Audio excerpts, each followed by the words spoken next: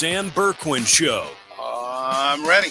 Give the show a call at 330-821-1310. Good call, meatball. Watch the Sam Bourquin Show on the AM1310 Facebook page, the Q92 YouTube page, and on X. This is the Sam Bourquin Show on AM1310 WDPN. And a curveball hit high and deep. Left center field. Gone! Alejandro Kirk has done it again as he launches a 3-run homer to put the Blue Jays on top. Oh, center cut fastball! Left line! And ties it! Shohei! 5-5. Los Angeles. Freeman sends a fly ball to center field. Marshall's going back before the clock strikes me. Gary Freeman has ended it. It's a repeat hero with the last word on a Game 3 classic. Any angle now, Mitchell going to work against Robinson. Mitchell, snatch back, 3-ball, money! Ooh, that's some tough shots. Deep one, Merrill, got it! Man. He's got a strap. And it's 6. Mahomes, end zone, caught by Kelsey. Touchdown. How's that for some highlights last night? Could have, you know what? I was talking to Rainsburg. I could have put another 4 or 5 in between the Dodgers and the Blue Jays World Series, the Cavs, the Monday night game last night, football. Holy macaroni salad. What a night of sports last night. And I hope you were able to stay awake and watch the end of one of the most epic, classic World Series baseball games that has ever been played. And I don't think I'm trumpeting the horn too high when I say that. That was something special. And to get me to stay up until 3:02 in the morning, I'm telling you, man, I'm paying for it today. But I'm glad I hung in there, and we all had so many hours invested in that thing. It was kind of hard to get up and walk away, to go to sleep and not know before you cashed your chips in last night who was going to win that game. My goodness, was that unbelievable last night. That was incredible. All right, show of hands, and I know I can't see everybody. How many of you stayed awake for the whole game? How many stayed awake for the entire 18-inning epic Game 3 between the Dodgers and the Blue Jays last night in Los Angeles? How many of you made it? Did you say 18 innings? 18 innings. The game ended at 3:02 in the morning. That is crazy. Yes. But it was unbelievable. It was I don't know how these teams are going to be able to put on a show tonight. Now they're going to have to, because they have to. But I don't know who has what left in the tank after playing 18 innings of baseball last night. That was one of the most. I'm running out of superlatives, and I just started the show. That was an iconic baseball game. And it got to the point where, now see, I'm pulling for Toronto to win. Is it going to be the end of the world? No, if they don't. But I'm pulling for Toronto. They got guys on the team I like, and I'm a big Mark Shapiro fan. And I think Toronto's a pretty cool baseball city. Been to the Rogers Center, have seen a game there, enjoyed it, loved our time there. Nothing against the Dodgers, because I love watching them play too, because they're so darn talented. And honestly, can you beat Dodger Stadium for a big game? Can you beat Dodger Stadium? I know Fenway's cool and Wrigley's cool. The old Yankee Stadium was cool. But you know what? Dodger Stadium is still got the juice, man. I think there was 55,000 people. The stadium still sells out that big. And just the iconic Dodger Stadium. It all came together last night. I hope you all had a chance to take a shot and stay awake. Not take a drink shot. I mean, just take a shot at staying awake. It was fantastic. It really was. Dodgers win 6-5. And the crazy thing was, in the 18th inning, Yamamoto, who had pitched a complete game on Saturday night, he was warming up. He was going to go into the 19th inning and pitch. And they took a couple of looks down to the Toronto bullpen, and Shane Bieber was down there kind of shuffling the ball around a little bit and semi getting loose. I think he may have had to pitch last night at some point. I mean, both teams exhausted their rosters.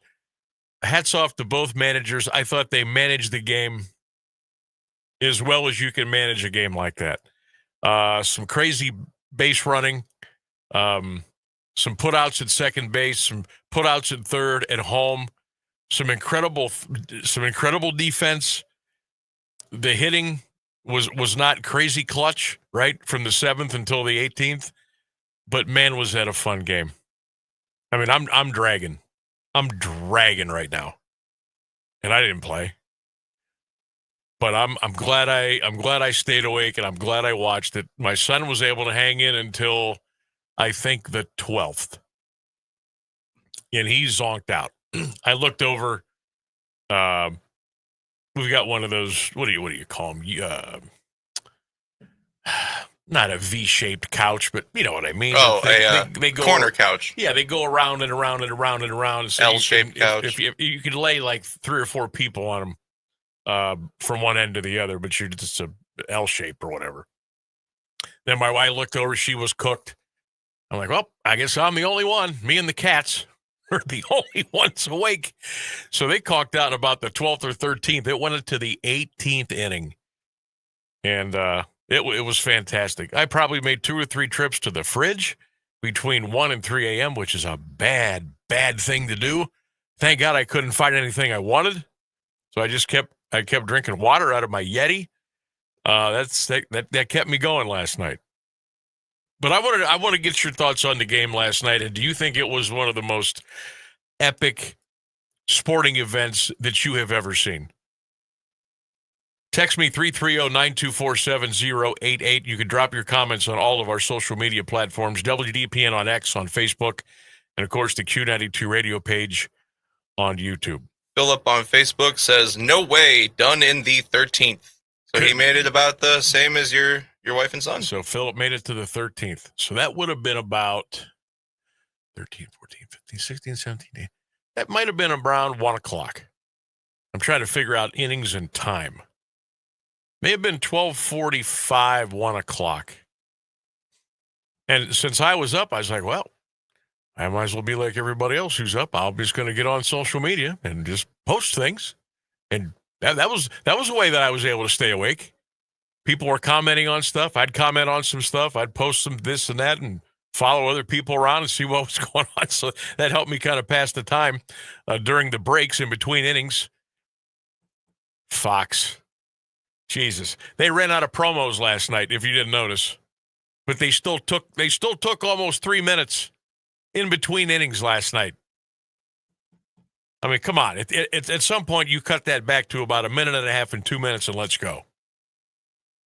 You can tell when the TV network is out of juice, all they do is run promos for their station. That's all they had. There was no paid advertising going on last night after like the 15th inning. But it was something. What were your thoughts? What will you remember most about that game? Especially if you had a dog in the fight, right? Who are you rooting for? Are you rooting for the Blue Jays? Or are you rooting for the Dodgers? We're pulling for the Blue Jays in our house. But I'm not going to get mad if the Dodgers win because I love watching them play too. And people will scoff at the payroll and I know that's okay. That's a fair argument.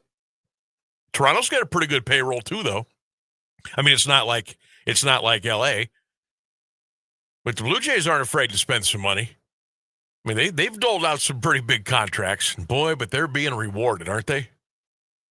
They're being rewarded. How about the talent? How about the sheer talent on both sides of this World Series? Just so much fun to watch. Boy, they got to come back tonight and do it again. Remember, 8 o'clock here, 5 o'clock in L.A. So I'm anxious to see what time the manager said, okay, fellas, you can sleep in a little bit today before you don't have to come to the ballpark as early. I'd give them an extra hour and a half, maybe 2 hours. Once they get up and rolling, you get out to the ballpark, you stretch, you run. Dodgers probably will be still, riding that wave of the momentum from last night. If you're a Blue Jay fan, that's got to be just a kick in the gut. But you're professionals. You got to come back and you got to play. Shane Bieber, Shohei Ohtani, the pitching matchup tonight in Dodger Stadium. 8:08 the first pitch. I can't wait. I will say this. If this game is tied going to the ninth inning, I'm going to scream. I don't think I can pull another 3 a.m. I don't think I can do that back-to-back. George on Facebook says he went downstairs and did some laundry to stay awake. Attaboy, George.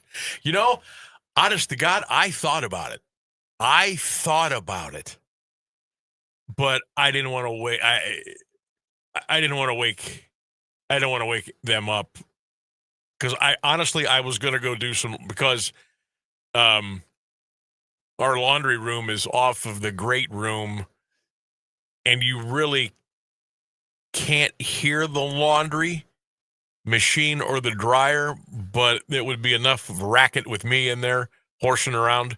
I didn't want to wake anybody up, but I sure thought about it. Last night, a quick look at last night. 18 innings.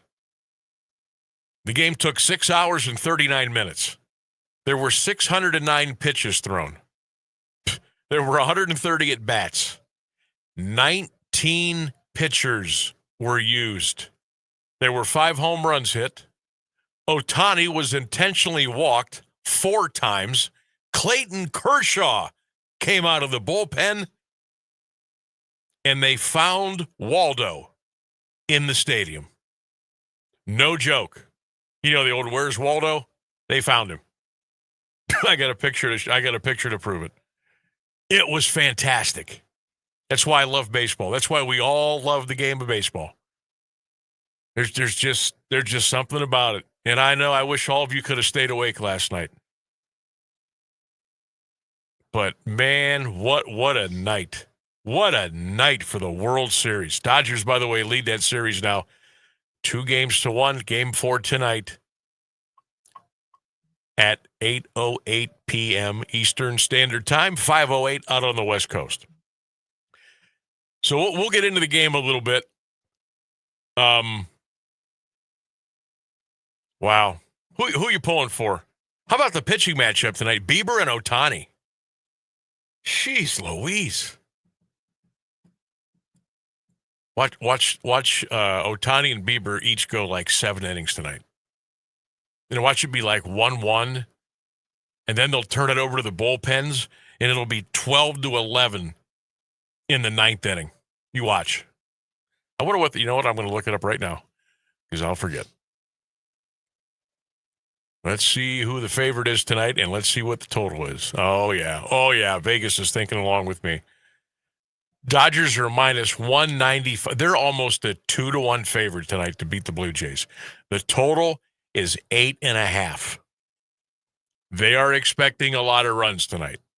Now, there were 11 runs last night, but it took them 18 innings to get there. They're figuring a 9-inning game tonight, about 8.5, 9 runs. If somebody has to go to the pen early, there will be a ton of runs scored. If both pitchers can hang in there and go solid 6, maybe 6 1/3, 6 2/3, maybe it'll stay around 8 or 9. We'll see. Can't wait. World Series Game 3 tonight. Hope you enjoyed last night and this morning. and hope we can all do it all over again tonight. I felt like I was watching the game with all of you last night. It was kind of fun, thanks to social media, whether it was X, Facebook, TikTok. I felt like we were all grinding, trying to stay awake last night and watch the game. Pretty cool stuff. Can't wait to do that tonight. Cavaliers beat the Pistons last night, hammered them. Spida had 35 for the Cavaliers. They're off tonight. Cleveland is now 3-1 on this season. Sam Merrill played well last night. I told you Donovan Mitchell played really well. Jared Allen actually did okay last night, 20 points and 7 rebounds. Evan Mobley had 15. DeAndre Hunter had 13. Our starters didn't play a lot last night either. I think the guy that played the most minutes last night was Evan Mobley. He played 30. Spider played 29 minutes. Hunter 24. Allen 25. Merrill only played 17 minutes. Bench got to play. 116.95 Cavs. Chiefs beat the Commanders last night. Monday Night Football, 28-7, kind of a blah game. Kelsey caught a touchdown pass. Our guy Kareem Hunt scored a couple of touchdowns for the Chiefs last night. Remember, the Browns are off Sunday. They're off Sunday. So you probably won't hear much from Berea this week. Maybe a press conference, maybe a press conference from the coach, maybe a player or two. That's probably going to be about it. High school football playoffs are set. We'll tell you who's playing who and where. We'll tell you our official Week 11 high school football broadcast schedule between 1310 and Q92. We got that coming up. We got On This Day in Sports History and our poll question of the day. I was going to do this yesterday, but because of the Browns and all their gaffes, so I held it off till today. And I think it's an important question because I'm interested to see all the comments and the reasons why, and I'll take a little deeper dive here. Poll question of the day. You can get it on Facebook. What do you think the biggest reason is for the decline in attendance at the McKinley-Massillon game over the years? What do you think the biggest reason is for the decline in attendance of the McKinley-Massillon game over the last several years? What do you think the biggest reason is why the crowds have been down? They've really been down in Canton. Not as much in Massillon, but they've been down in Massillon too. Why do you think that is? Is it because the rivalry has been one-sided? Is it the cost? Is it the fact that you can watch it live on video stream? Or, and this is what I fear a little bit,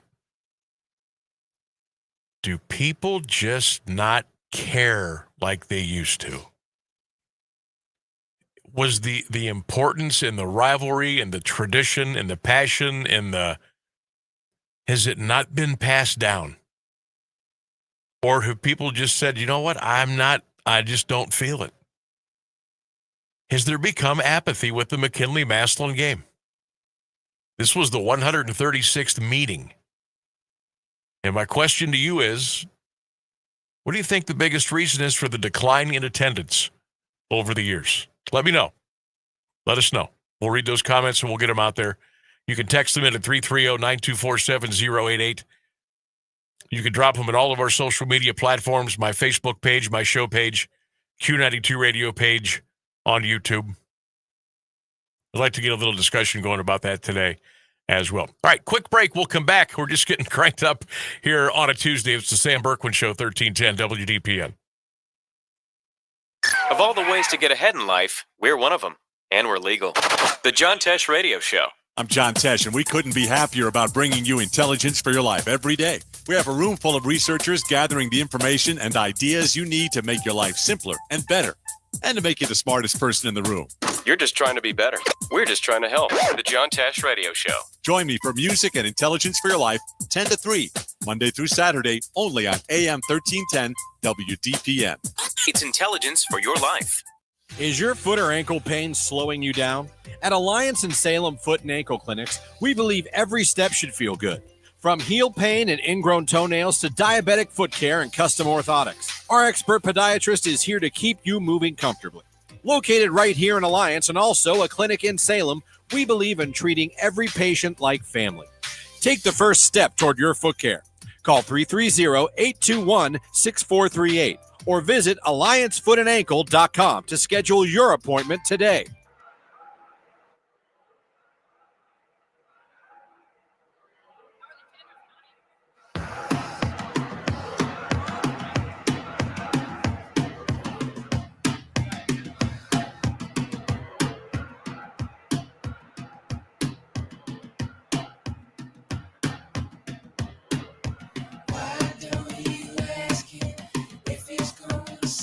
$1310 WDPN. Welcome back to the Sam Bourquin Show. Anybody familiar with what this tune is?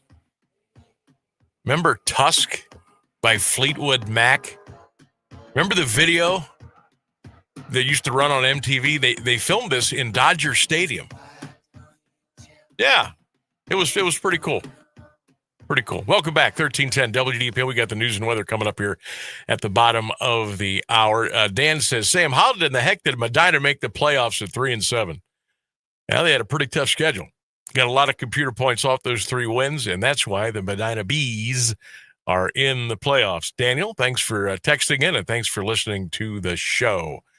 World Series game 4 tonight. Can't wait. A little bit after 8 o'clock. Shohei and the Dodgers. Bieber in the Blue Jays. Game 4, LA leads the best of 7, 2-1. Oh, I hope Toronto wins tonight. You know what? I want this to go 7. I want it to go 7. And if it goes 7, I think it might be one of the greatest sporting events ever. Dodgers Blue Jays, if it goes 7 in Toronto. Can you imagine the Rogers Center? Oh, my God. You'll be able to hear that crowd from here. It would be electric, but the Blue Jays got to handle their business tonight. Again, poll question of the day. What do you think the biggest reason is for the decline in attendance at the McKinley-Massillon games over the years? Get those comments out on social media. We'll check those out here after the break. News and weather next, 1310. The latest news and the current Alliance area weather forecast are up next on AM 1310 WDPN. Good afternoon. It's 3:30. Hurricane Melissa has made landfall in Jamaica. It is one of the strongest hurricanes ever to churn in the Atlantic. More from ABC's Ike Ajachi in Kingston. The eye of Hurricane Melissa, the strongest storm to ever hit Jamaica in its history, has officially made landfall. This storm is bringing catastrophic conditions all across the island here. We're talking about 185 mile per hour winds that is essentially damaging so much critical infrastructure here, and also 13 feet of storm surge, which is threatening to inundate the southern coastline area here. Vice President J.D. Vance says he believes U.S. military members will be paid at the end of the week as the Trump administration reconfigures funding and the second longest government shutdown. The pressure to end the impasse is taking on new urgency. Congresswoman Lisa McClain, chair of the House Republican Conference, says this week, more than any other week, the consequences become impossible to ignore. Millions of Americans face the prospect of losing food assistance. More federal employees will miss their first full paycheck. Israel has ordered a new round of airstrikes to be launched into Gaza just weeks after both parties agreed to a ceasefire. Prime Minister Benjamin Netanyahu's office said the decision was made after a series of security meetings. Hamas has said they will now withhold the handover of the body of a hostage to the Israeli authorities. More from ABC's Patrick Revel, who says Israel is accusing Hamas of slow-walking its agreement in the ceasefire to turn over the bodies of the hostages. This is not the first time that Israel has ordered and then carried out intense strikes amid claims of violations of the ceasefire. Just last week, it launched 120 strikes on Gaza, again in response to what it saw as Hamas's failure to hand over bodies of deceased hostages. A North Carolina man who told authorities he killed 4 of his children and that the bodies were in the trunk of a vehicle at his home has been charged with 1 murder count. The Johnston County Sheriff's Office says that Wellington Delano Dickens III was charged today with 1 count of murder in the death of one of his children and is being held without bond in the county jail. It says sheriff's deputies found human remains in his garage after he dialed 911 Monday night. Multiple additional charges are expected. It's 55 degrees in Alliance at 332. This is WDPN News. I'm Jeff Mears. Here's the latest forecast on AM 1310 WDPN. Sunny skies in the forecast for this afternoon with a high near 56. Tonight, clear skies, a low 35 degrees. Wednesday, increase in clouds, a high near 55. Rain on Thursday with a high near 51. Chance of precipitation 90%. Friday, rain likely in the morning. Otherwise, mostly cloudy, a high near 50. Chance of rain 60%. That's your WDPN weather.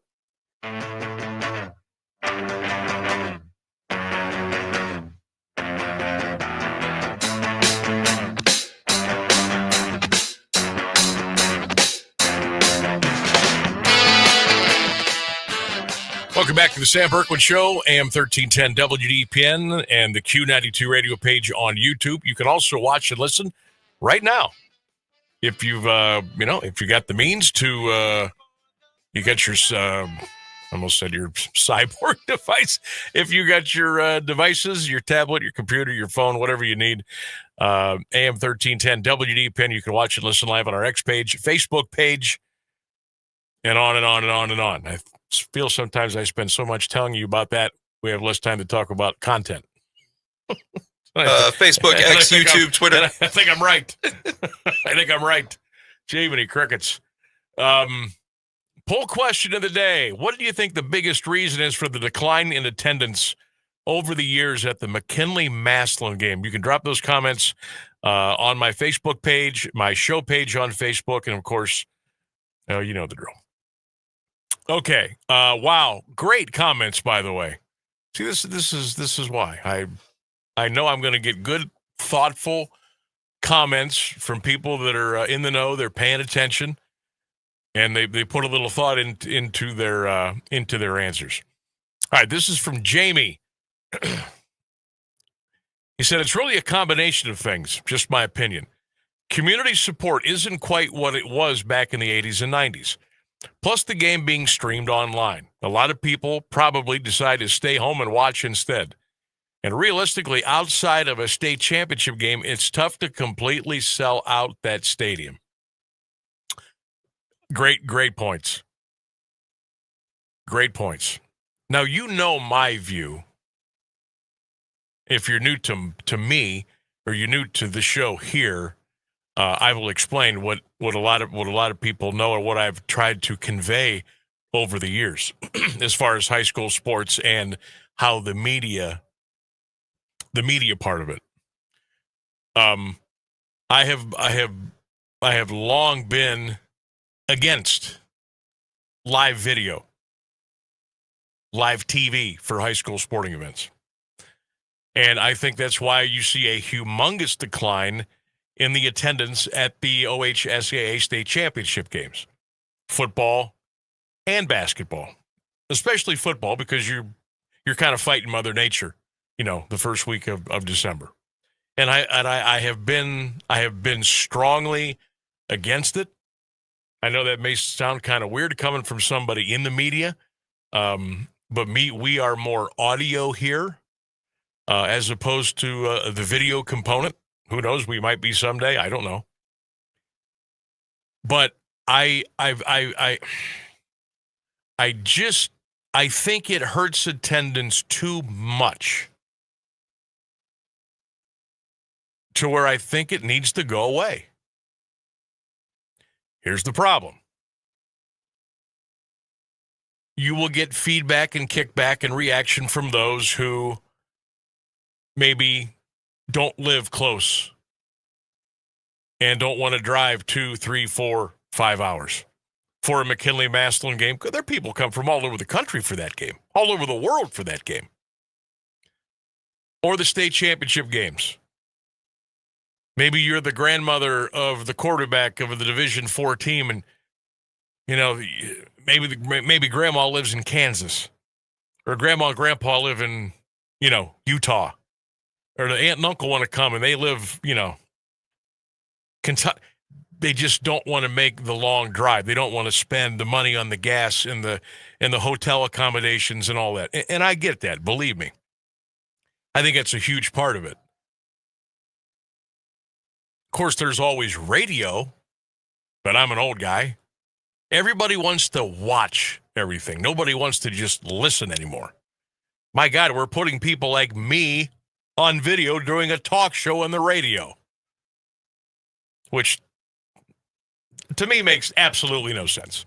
But it is what it is. Everybody does it. I get it. I think it's silly. I will believe that domino has fully toppled when I am on video. Here, let me turn this. No, you don't need to do that. When did we get so infatuated with watching people do things that we should just listen to them do? I never really understood that. Like when I grew up, I never wanted to see a radio show. I just wanted to listen. I wanted to be entertained by the host. Or if it was a jock on an FM radio station, I wish I could see inside the studio and watch them put records on the turntable. No. I don't really understand the infatuation with that. I really don't. I'm not even trying to be funny. I don't understand that. But here we are, 2025, and this is what we do.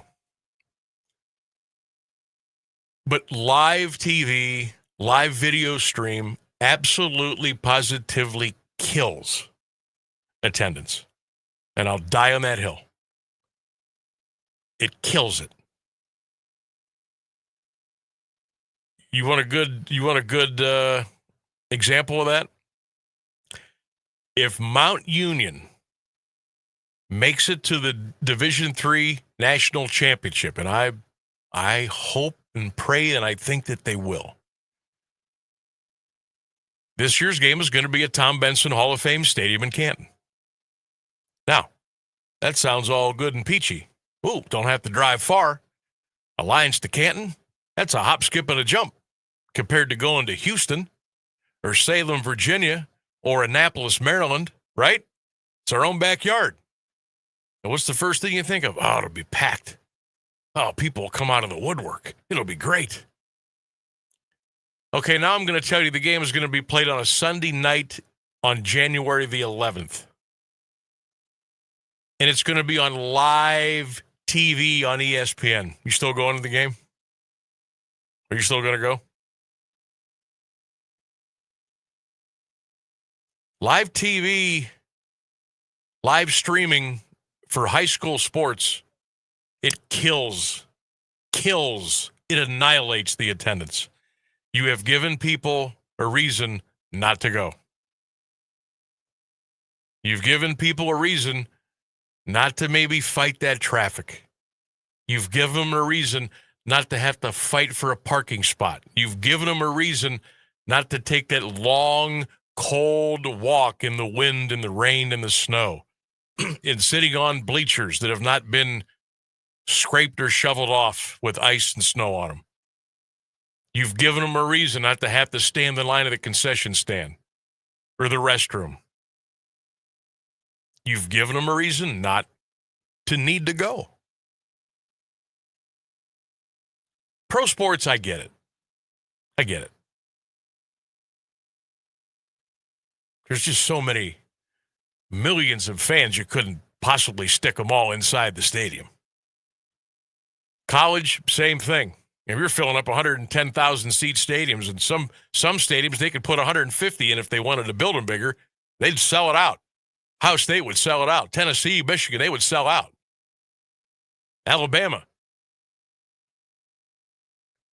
But for high school sports, if you give them an option, and especially if the weather's a little shaky, no matter how big the game is, no matter how cool the venue is, people will not go if they can stay home and watch it. Am I wrong there? Absolutely not. I don't think I am. No. And I could be talking to somebody who is 21 all the way up to 80. I think I would get the same reaction. Oh yeah, especially when you get up in age and it's harder to do all those things like trudging through the snow and getting upstairs and stuff. And I'm not putting down the people that do supply the streaming or the live TV, they're working too. I get it. But if you wonder why attendance is down at a lot of these things, it's because of live video. And look, I get it. I know it's 2025. I understand it's not going to go away. I get it.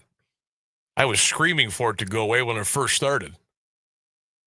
But, whatever that reason is, whether people are actually making money off of that, I don't know. They must be making a little bit. Or they wouldn't do it, maybe. I don't know. It's a weird dichotomy in Stark County. It really is. But I think that's a big reason why attendance is down at the McKinley-Massillon game. No, I agree. I think a lot of it goes back to COVID because everybody else, okay, exactly. Give me your thoughts on that, because a couple of people have posted that in the comments section of the poll question of the day. And I'm not sure where I sit on the whole it's because of COVID thing.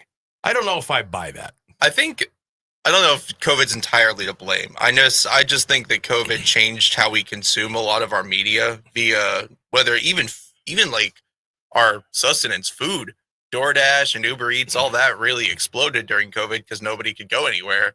And then for, give or take a year, a lot of people didn't leave their houses and had everything delivered and brought right to them. And a lot of people got really used to that.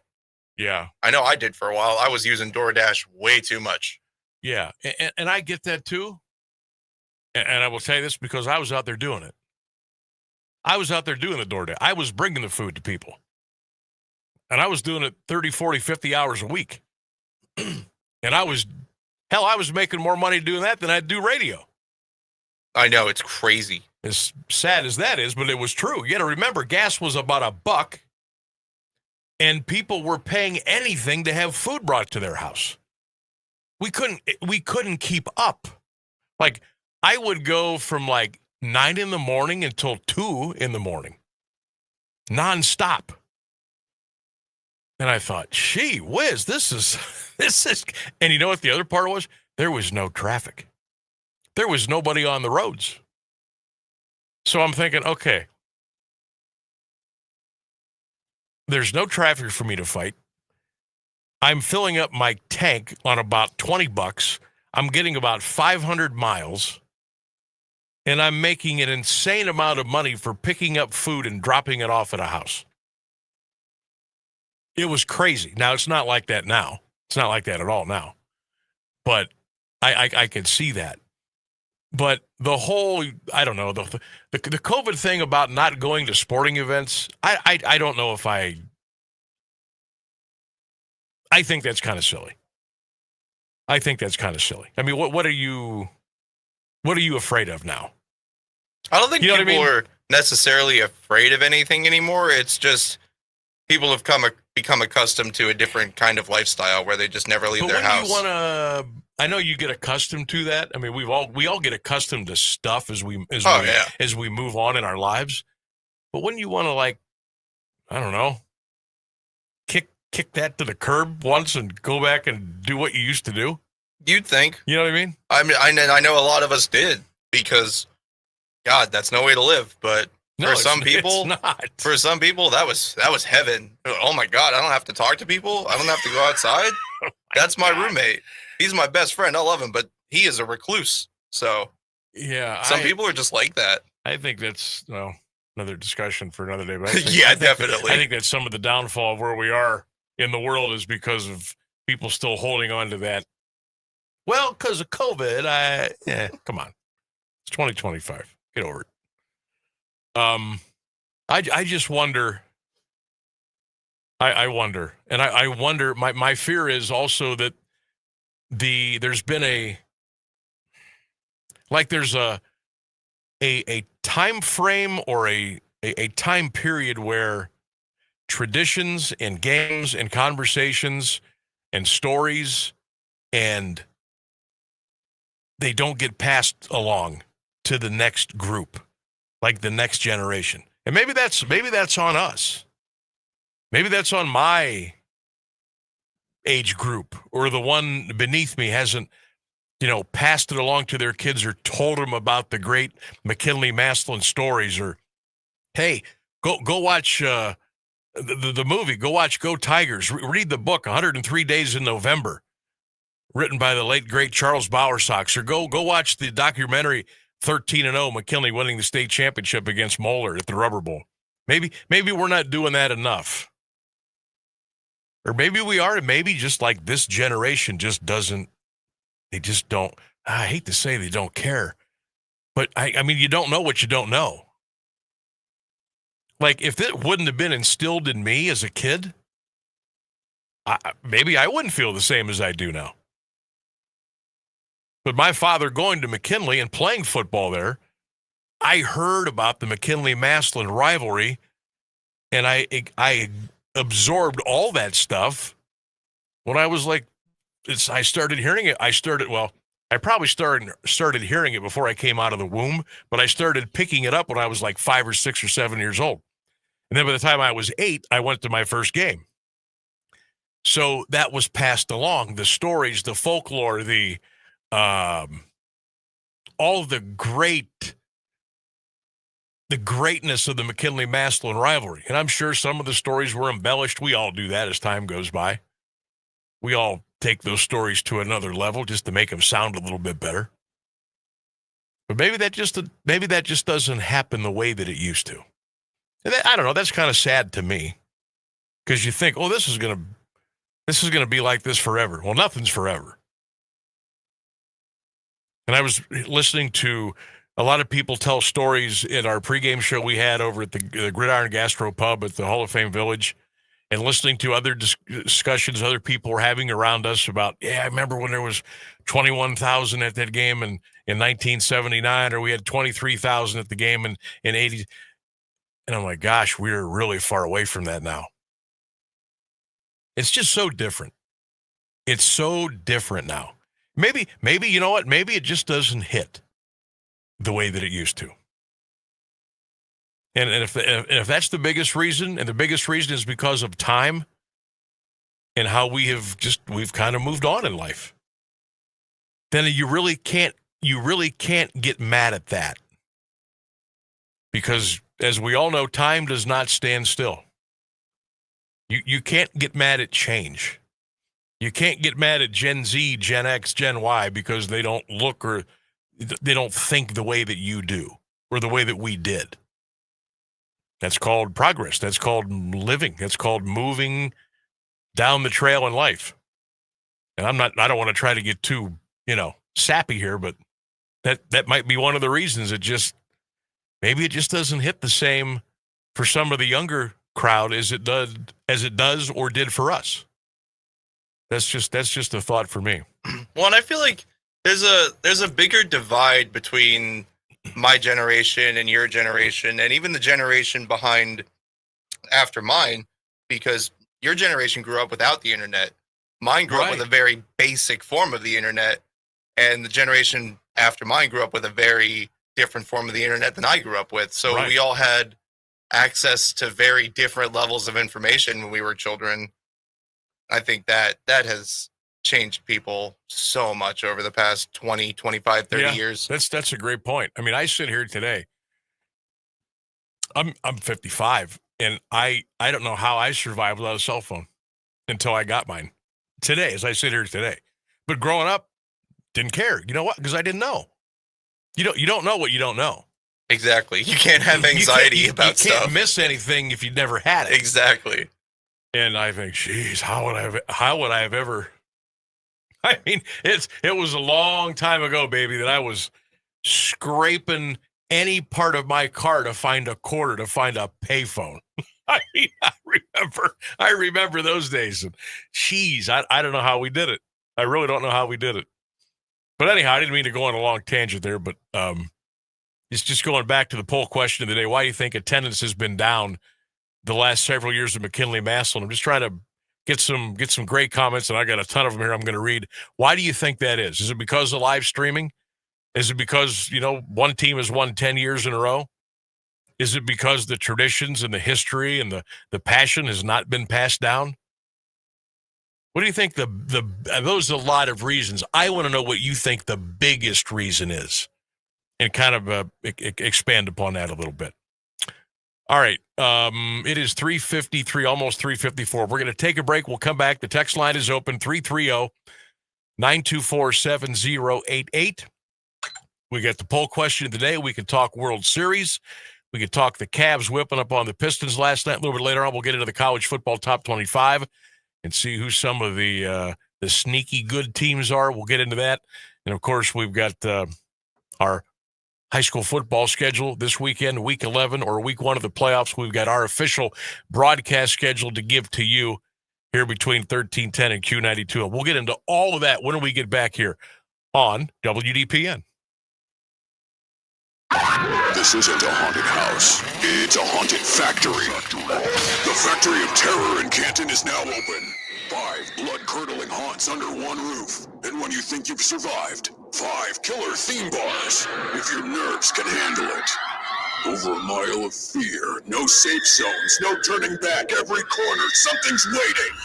Get your tickets now at FOTOhio.com. Factory of Terror, where the fear never dies. Hello, this is Vondia Schaefer with a Marlington Voter Alert. Vote to re-elect Humphreys, Krupko, and Ryan to the Marlington Board of Education. On November 4th, Marlington voters have a choice to continue the good work being done by the current Board of Education. Together, Karen Humphreys, Kathy Krupko, and Mark Ryan have moved Marlington forward. They've made $2.6 million in budget cuts, authorized $6.7 million in district improvements at all buildings. They've hired Superintendent Dan Swisher, adopted new math and reading curriculum to improve our test scores, established a new vocational computer program and culinary program in partnership with Alliance City Schools, and restored community support through unity and team leadership. On November 4th, vote Humphreys, Krupko, and Ryan. Humphreys, Krupko, Ryan for Marlington Board of Education. Paid for by Marlington Forward, Julie Hallman, Treasurer. We are the keepers of the wild, America's original and most invested conservationists. For more than 80 years, we've been committed to conserving wildlife and the natural landscapes that define our nation. From rugged alpine ridgelines to peaceful tall grass prairies, we've supported the conservation of more than 36 million acres of American wildlands. Our funding has led to cleaner water, fresher air, and improved wildlife habitat.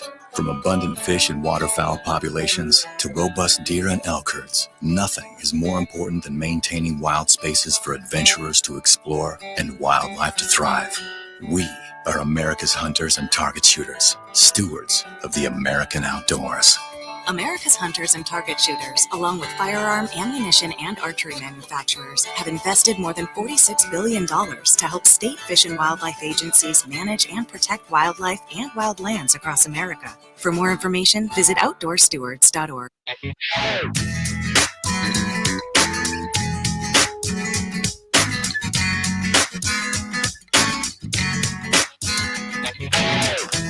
When it's over, that's the time I fall in love. Welcome back to the Sam Bourquin Show, AM1310 WDPN. Getting ready for Game 4 tonight of the 19. Holy smokes, wake up. The 2025 World Series, Game 4 in L.A. Dodgers and Blue Jays. Bieber and Ohtani, the pitching matchup tonight. Looking forward to that. Poll question of the day. What do you think the biggest reason is for the decline in attendance for the McKinley-Massillon game over the years? Drop your comments on our social media platforms, and we will discuss. Go ahead. We got Lee Foster in the studio. If you would like to speak with him, Uncle Lee. Oh, he's in. He's in the studio. Oh, let's get him in. Okay. Let's bring him in. Mr. Lee, how you doing this afternoon? Hey, boys, how are we? Good.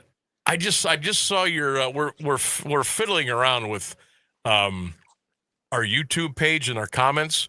Okay. And I saw your name pop up, but I can't read.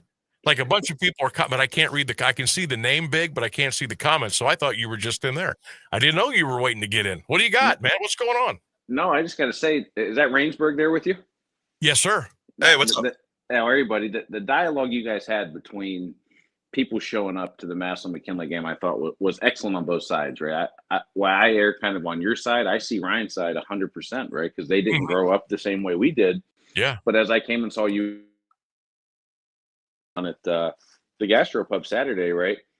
I'm a dad that went to Glen Oak, have kids in the Hoover district, and I've got my 6-year-old boy coming to the MassVMck game, right? To me, it's important. In red and black, and I thought, okay, that's what I wish we saw more of, and we don't.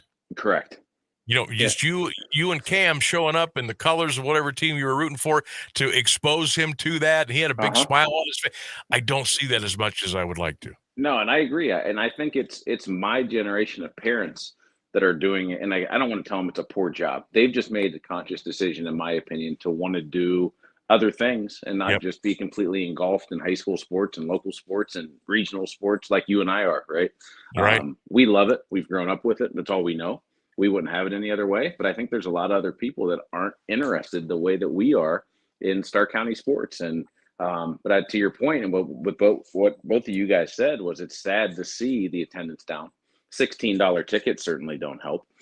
Streaming 10,000 people certainly doesn't help. There's a lot of variables there, and I don't know what's right, wrong, or indifferent, right? That's for somebody else higher than us to figure out. But there needs to be more of an atmosphere that people want to be involved in the greatest high school football game, right? And there's only one Vegas line in high school football, and that's coming Stark County, right? So it's the biggest game of the year. Before you and I were even born, it's been that way. That's right. You know? Yeah, I'm trying to get, okay, it looks like all right, I think I finally got, okay, thank you, Ed Rafus. I knew somebody would know. The official attendance for Saturday's game was 11,695. Oh, my gosh. 11,695. Now, that's up from the last time it was at Benson. There was a little more juice in the Canton community this year. They thought this was. They had a shot to win it. And I think they played really well. I thought they played really well, very disciplined. So this is a little bump in attendance. So that's a good sign. But yeah, you'll never see 21-22 at that game ever again. But if to your point, with 11 in the building and there's 10,000 viewers live on YouTube, how many of those people have 25 people in a house that is streaming on a TV? Right? How many people did they miss out on? At least 5, 6, 7 to 10,000, in my opinion. Right. And you got to figure, concessions and whatever. So, and my thing with the high school thing, Leo, has always been, and the OHSAA has said the same thing, it's about the kids. Right. And don't you want the greatest atmosphere possible for the kids? You're not going to get that if there's 3,000 or 4,000 people that take a pass and stay home. You're right. They're not. And like Rainsburg said, like, even whether it's due to COVID or not, the internet generation, people, if they can stay home, they will do it, right? There's a lot of people that don't want to go anywhere, and they would rather say, hey, I can see it right here from my couch for $8 versus $70 if I take a family of 4 or 5 over the stadium. Yeah, and you know what? When you break it down like that, I can't get mad at it. Me neither. I don't like it. I want to, but I can't. I want to pop somebody against the head. But you're right. I can't get mad because that's what they know and how they go about things. And hey, what's the old saying? You do you. I can't get mad at that. Right. No, like you said, you went to your first game at 8 years old, right? I think I went to my first game at 7, 8, 9 years old. I got my son there at 6, but that was your household making that important and making that a big deal and telling you, like you said, the folklore, the dialogue, the history. We're missing that with young kids now. And it's sad. Like I said, I wish there would be more of that. I wish there was more people that were aligned that way, but I think it's a lost art in today's society with too many other things to do. Yeah, you're right. Man, I wish we had some more time. I've already run over the news by 2 minutes, but that's what I do. Hey, thanks, boys. Have a good rest of the show. I'll be in touch. I got a couple of interesting nuggets I'm going to send you during the break. All right. I love it. I look forward to it. All right. There he goes. My man, Lee Foster, checking in. Of course, you can join Lee and myself courtside with Sammy B and Lee on Q92 this winter for high school basketball on Tuesday and Friday nights. And we'll be all over the internet as well. That's audio, my friends. News and weather coming up next. We'll be right back. Keeping Alliance entertained and informed for over a half a century. AM 1310 WDPN Alliance.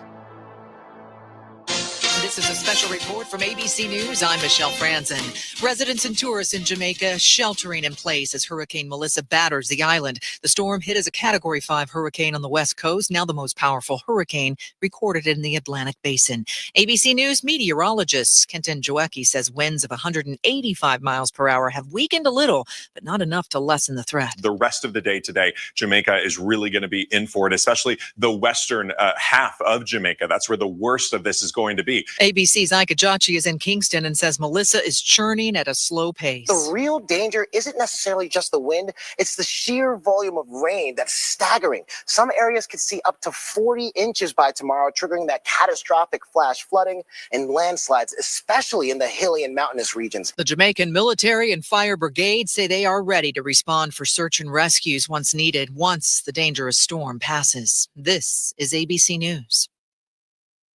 We know exactly what you're not thinking about right now. Wiper blades. But now that you are, take a moment to think about how Rain-X is the #1 brand of wiper blades in America. Why? Because Rain-X thinks about wiper blades all the time. We obsess, so you don't have to. Simply install our blades and then think about literally anything else. So choose Rain-X, America's #1 wiper blades, and then go back to not thinking about wiper blades. Rain-X. Outsmart the elements. Protect your home and auto by bundling them with Progressive, and you'll have a little less to worry about. But we know you'll find other things to worry about. Like that text you just got from your boss. Hey, call me when you get a sec. Hey, call me when you get a sec. Hey, call me when you get a sec. Oh, hey, call me when you get a sec. Yeah, this is bad. Oh, well, at least you protected your home and auto with Progressive, so you don't have to worry about that. Progressive Casualty Insurance Company affiliates and other insurers not available in all states. Now, the latest Alliance area news from Jeff Mears on AM 1310 WDPN.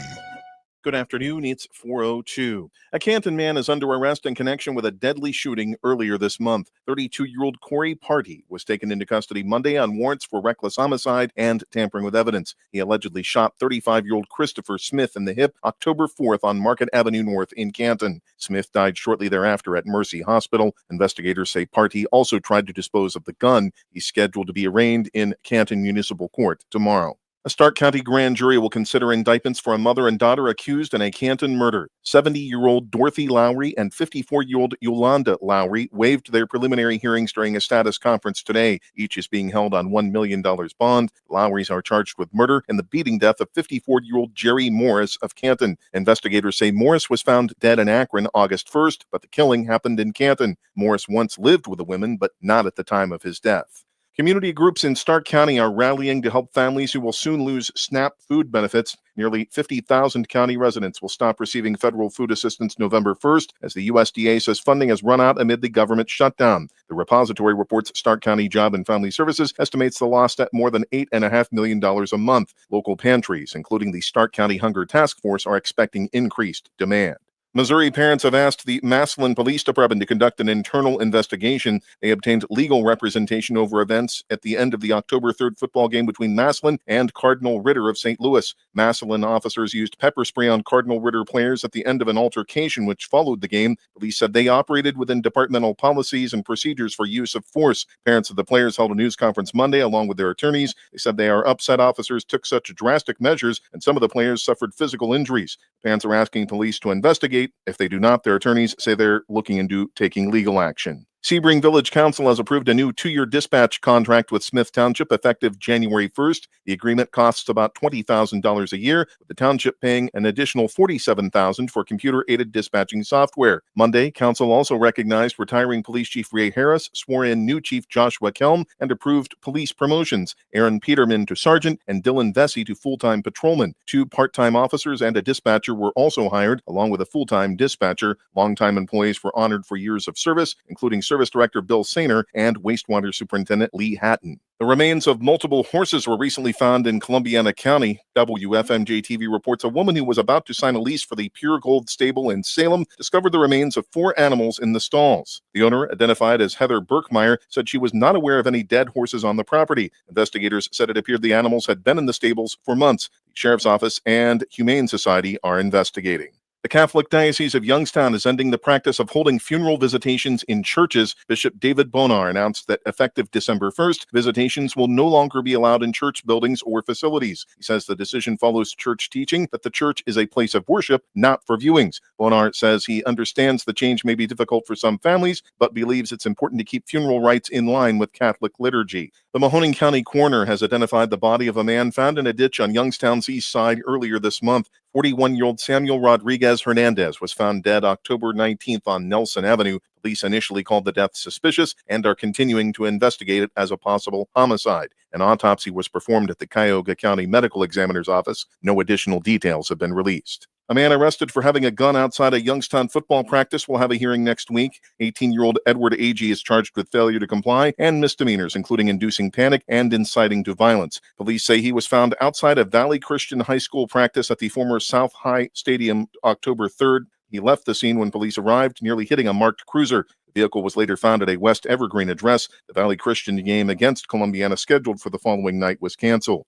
In a Trumbull County courtroom today, David Holley learned he'll spend the rest of his life behind bars. 46-year-old Warren man was sentenced to 41 and a half years to life for the August 3rd shooting of Choice, Washington. He was shot on Scott Street Northeast in Warren and died 3 days later. A jury found Holley guilty last week of charges including murder. Common Pleas Judge Sarah Kovor also declared him a repeat violent offender due to an earlier conviction for involuntary manslaughter. Holley's attorney plans to appeal. Work is underway today to demolish the Levittsburg Dam. WFMJ-TV reports demolition began this morning with a gradual cut to the top of the structure to slowly lower the water level. Sediment trapped by the dam will be removed, followed by the removal. Materials such as rock and wood debris will be used to protect the riverbanks. Trumbull County Metro Parks commissioners voted last year to have the dam taken out. Demolition was put off since the original decision was made in 2021. The Levittsburg Dam is one of 9 on the Mahoning River to be removed. The Lowellville, Struthers, and Summit Street dams have already been taken down. It's 56 degrees and Alliance at 4:07. This is the local edition of WDPN News. The forecast is next, a service of Canterbury Villa of Alliance. I'm Jeff Mears. This WDPN weather is brought to you by Canterbury Villa of Alliance, where your loved ones become family. Schedule a free visit today by calling 330-821-4000.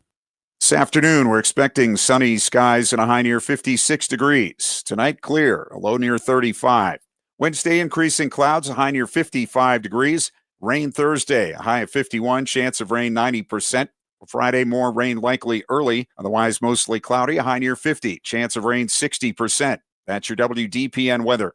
Send your loved ones to a place that cares and a place that they can trust. They'll find a place that feels like home at Canterbury Villa in Alliance. They will provide the highest level of care to their residents when it comes to skilled nursing, rehabilitation, long-term care, and Alzheimer's care. At Canterbury Villa, your loved ones become family. Located on Freshley Avenue, schedule a free visit today by calling 330-821-4000 and ask for Samantha Nutter. At Canterbury Villa, they walk the talk. Live from the AM1310 WDPN studio, it's time for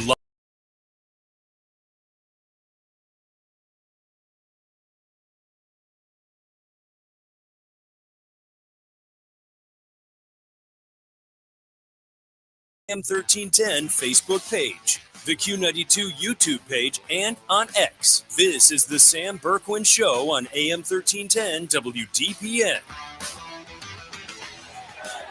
And a curveball hit high and deep. Left center field. Gone!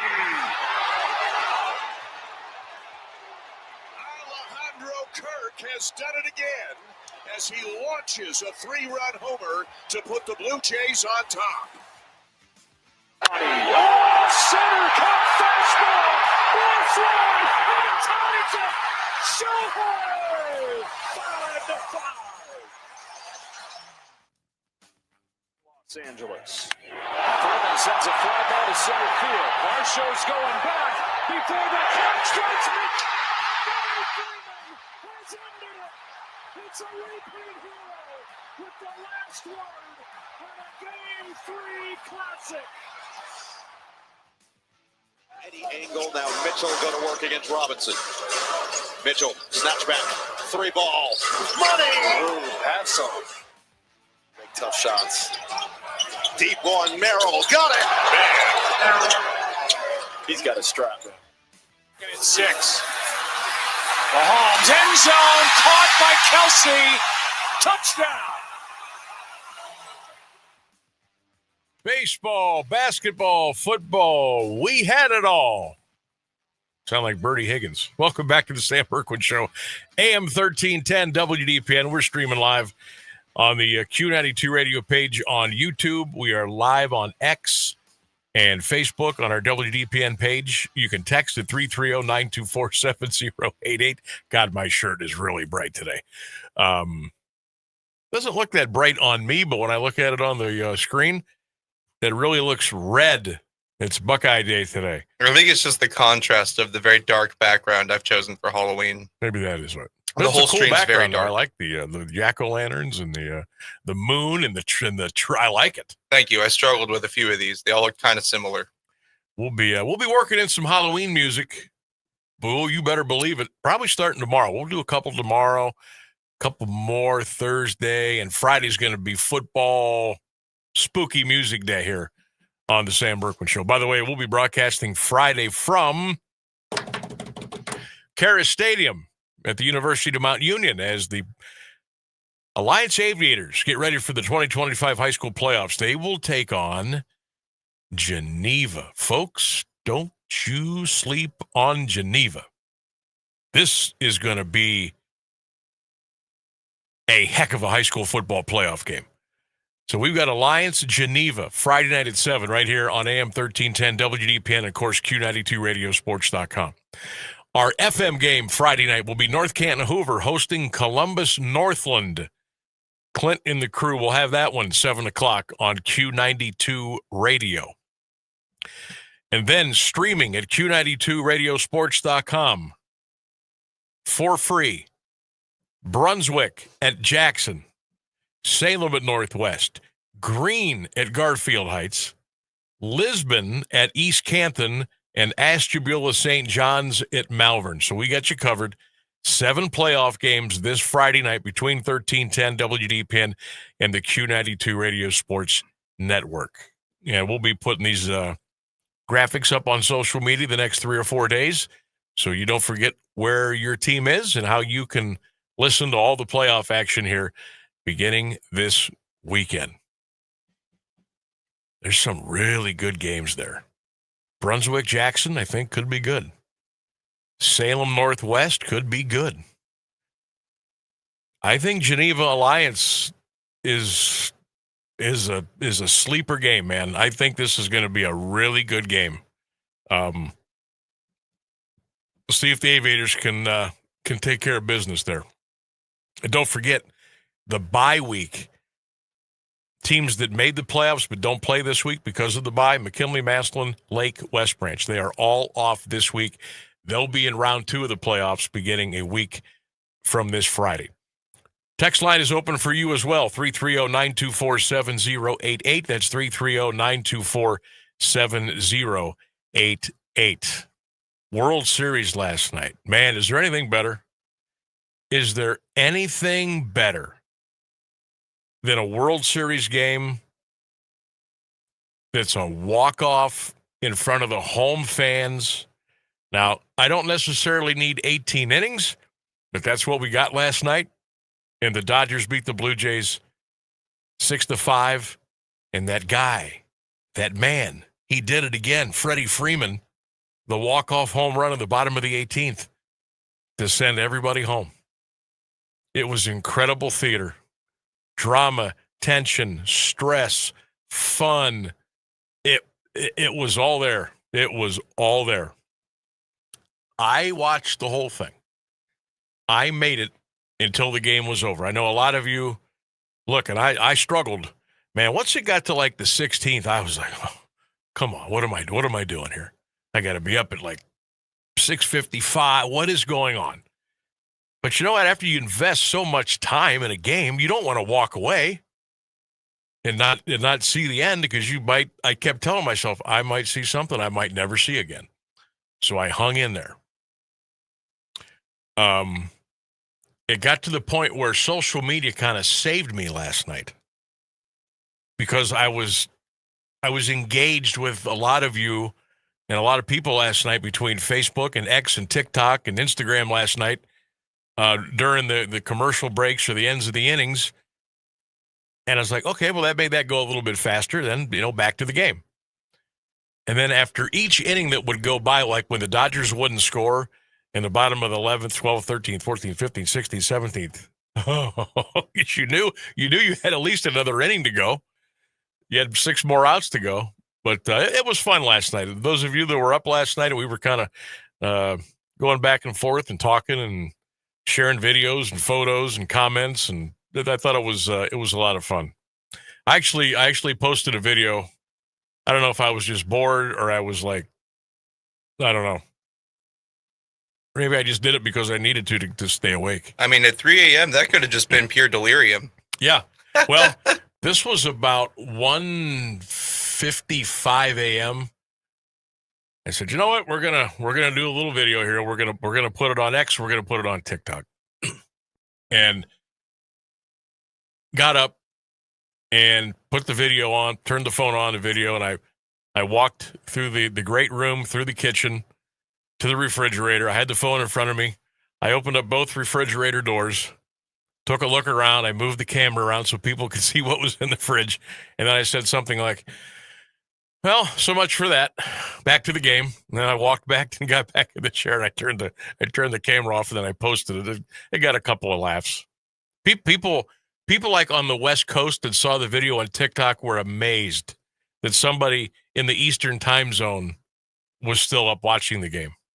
It was really kind of funny. And no, I didn't have any snacks because I didn't see anything in there that I wanted. And I had to keep telling myself, it's 1:50, which is going to be 2:00. There really is no need to be eating anything at this time of night. And I didn't. That was good. I just had I did go through about 2 Yetis full of water. So, boy, that alarm clock went off this morning. That was quick. That was a quick turnaround. How did you all do last night? Did you make it till the end? Or what time did you cash out? Did you cash out after the 9th inning? 12th? The 15th? Or was it when, it was bar closing time? Did you say, okay, that's enough? I looked at my phone at one point. It was 2:36 a.m. I said, oh, my God, if I was at a bar, I'd be getting kicked out. They had closed the doors and turn off the TVs and the lights, go home. Can you imagine if that was your only way to watch the rest of the game was to go to the sports bar and watch it? I'd have had to make a deal with somebody. Oh, man. I'd have had to slip them a 50 and say, hey, come on. Look, don't do me like this. I don't need any more food or drink. Just let me sit in front of the TV. I won't bother you. Matter of fact, I'll help you clean up. I'll be I'll bring the kegs up from the basement. Okay? I will. I'll help you. Just don't kick me out. Can't you listen to it in the car? Well, yeah, I suppose. But I'd rather watch it. See, I'm one of those two. I'd rather watch it than listen to it. But yeah, I hope everybody enjoyed the game last night. And tonight could be another classic. Shane Bieber and Shohei Ohtani. First pitch about 8:10. And it's on Fox again. Can't wait. Come on, Jace. Tie this baby up. I want 7 games. I want this to go game 7. I want an epic all-timer. You know what I want? I'm being greedy right now. I want another Joe Carter moment in the World Series. I want somebody to hit a home run in the bottom of the 9th or bottom of the 12th. I don't care. I want another Joe Carter moment in the World Series. And those you're saying, what is a Joe Carter moment, Sam? Well, this was in 1993. Phillies, Blue Jays at the Sky Dome in Toronto. Game 7. The series was tied at 3. Mitch Williams on the mound for the Phillies. Joe Carter hits a home run over the left field fence. Blue Jays win the World Series. Place goes crazy. And it was one of the most magical endings of a baseball game I've ever seen. And I remember exactly where I was. In Belden Village. Remember a place called Yesterday's Pub? Anybody remember that? That's where we were watching the game. 1993. I was 23 years old. I think my mom and stepdad were in town. And we met some people over at yesterday's, and that's where we watched the game. See, those moments, you never forget where you're at, ever. That was so awesome. Watching Joe Carter runner, he was running around the bases like he was on air. He had no idea what was going on. It was incredible. Incredible. What do you think tonight? Game 4, Dodgers, Blue Jays, who do you like? Do you think you'll be able to? What if it goes extras tonight? Are you going to stay up? What if it's a tie game? Going into the 9th inning, are you going to say, okay, I'm gonna give it till the 11th tonight, then I'm done. If it goes to the 13th, okay, that's it. I'm done. I mean, there's no way in the world this goes another 18 tonight, right? Don't say that. I mean, there's really no way, is there? Is there a prop bet on that? Game to go at least 18 innings. Ooh. 25,000 to 1. Probably. I'll put $1 on it. Well, you just jinxed it, so it probably will happen. I'll put $1 on it. Oh, man. What do we got? 24 minutes past the hour. We're going to take a break. We'll come back. We'll get back into our Sam Bourquin Show poll question of the day. The comments section is blowing up right now with really good. I mean, the comments today are fantastic. Our poll question today, what do you think the biggest reason is for the decline in attendance of the McKinley-Massillon game over the years? Some fantastic comments on Facebook and YouTube. We'll get into that and more when we get back on 1310. This is Marlington School Board member Jonathan Swift. I urge you to vote Humphreys Krupko Ryan for Marlington Board of Education. You have been repeatedly lied to by their opponents about taxes and the deficit. Thanks to Karen Humphreys, Kathy Krupko, and Mark Ryan, Marlington now has the lowest effective tax millage rate of any school in Starr County. Marlington will end the fiscal year 2026 with a budget surplus of $349,000, and Marlington has cut $2.6 million from the budget. Humphreys, Krupko, and Ryan pledged no new taxes. On November 4th, Marlington voters have a choice to keep moving Marlington forward. Their opponents will do or say anything to get elected. Say no to their divisive tactics. Vote Humphreys, Krupko, and Ryan. On November 4th, vote Humphreys, Krupko, Ryan for Marlington Board of Education. Paid for by Marlington Forward. Is your foot or ankle pain slowing you down? At Alliance and Salem Foot and Ankle Clinics, we believe every step should feel good. From heel pain and ingrown toenails to diabetic foot care and custom orthotics, our expert podiatrist is here to keep you moving comfortably. Located right here in Alliance and also a clinic in Salem, we believe in treating every patient like family. Take the first step toward your foot care. Call 330-821-6438 or visit alliancefootanankle.com to schedule your appointment today. How's Tommy doing now? Much better. You said it was asthma? Yeah, he started with this cough and then he was wheezing. That's terrifying. Doctor said hidden triggers can make it worse. Things like dust, mold, even pests. Pests? Yeah, droppings and allergens from cockroaches and rodents can seriously impact children with asthma or allergies. I had no idea. We're making sure our home stays pest-free. Don't let pests put your family's health at risk. Visit pestworld.org to learn more. A public service message from the National Pest Management Association.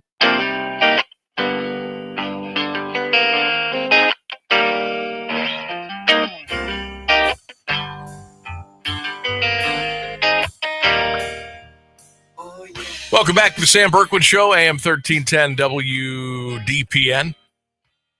We'll be with you until 6 o'clock tonight. Text line open 330-924-7088. You can also fire your comments at us in all of our WDPN social media platforms and the Q92 radio page on YouTube. Rainsburg's got some good stuff over there on the other side of the glass. Fire away. Okay, we have a comment from Rich Gunther, I'm going to guess. I know that he's in there. But he says, several reasons that the attendance at all Stark County athletic events is down. Number one, population. Stark County doesn't have the population it did 20, 30, 40 years ago. Two, safety. With all the fights and gunfire currently going on and a lot don't want to risk it. Number three, it's not just football. Basketball crowds are also way down, as well as, he said basketball crowds are down as well. And the fourth thing is streaming has killed crowds at a ton of stuff, putting Canton population in perspective. As you know, I usher Ohio State games, and the population of Canton is about 85,000 or so. Appreciate it, Rich. I don't know. I haven't seen. When do they do the census? I know they do it every 5 years. I think Canton is about, I don't know, 50,000, 55,000 maybe. I'm not sure. I know it used to be 80 a while ago, but I don't know what the population is now. But yeah, I know Massillon and Canton, the city, have lost a lot of people over the years. A lot of the cities have, for whatever reason. Comments are just really good here. Stacy writes in, I went to all Lehman games at Fawcett Stadium in the 60s and most McKinley games. 10,000 people was the average crowd when playing teams like Dayton, Roosevelt, Cleveland, Glenville, East Tech, what have you. All American Conference games would approach 15,000 in that crummy old stadium with all bench seats. All those people wanted to attend McKinley. Massillon game, they wanted to go to the McKinley-Massillon game with Massillon's 15,000 fans. Thus, the game ticket was a high-demand item that could be scalped. Oh, yeah, you're true. Also, there was never a concern of gang violence or getting shot at these games.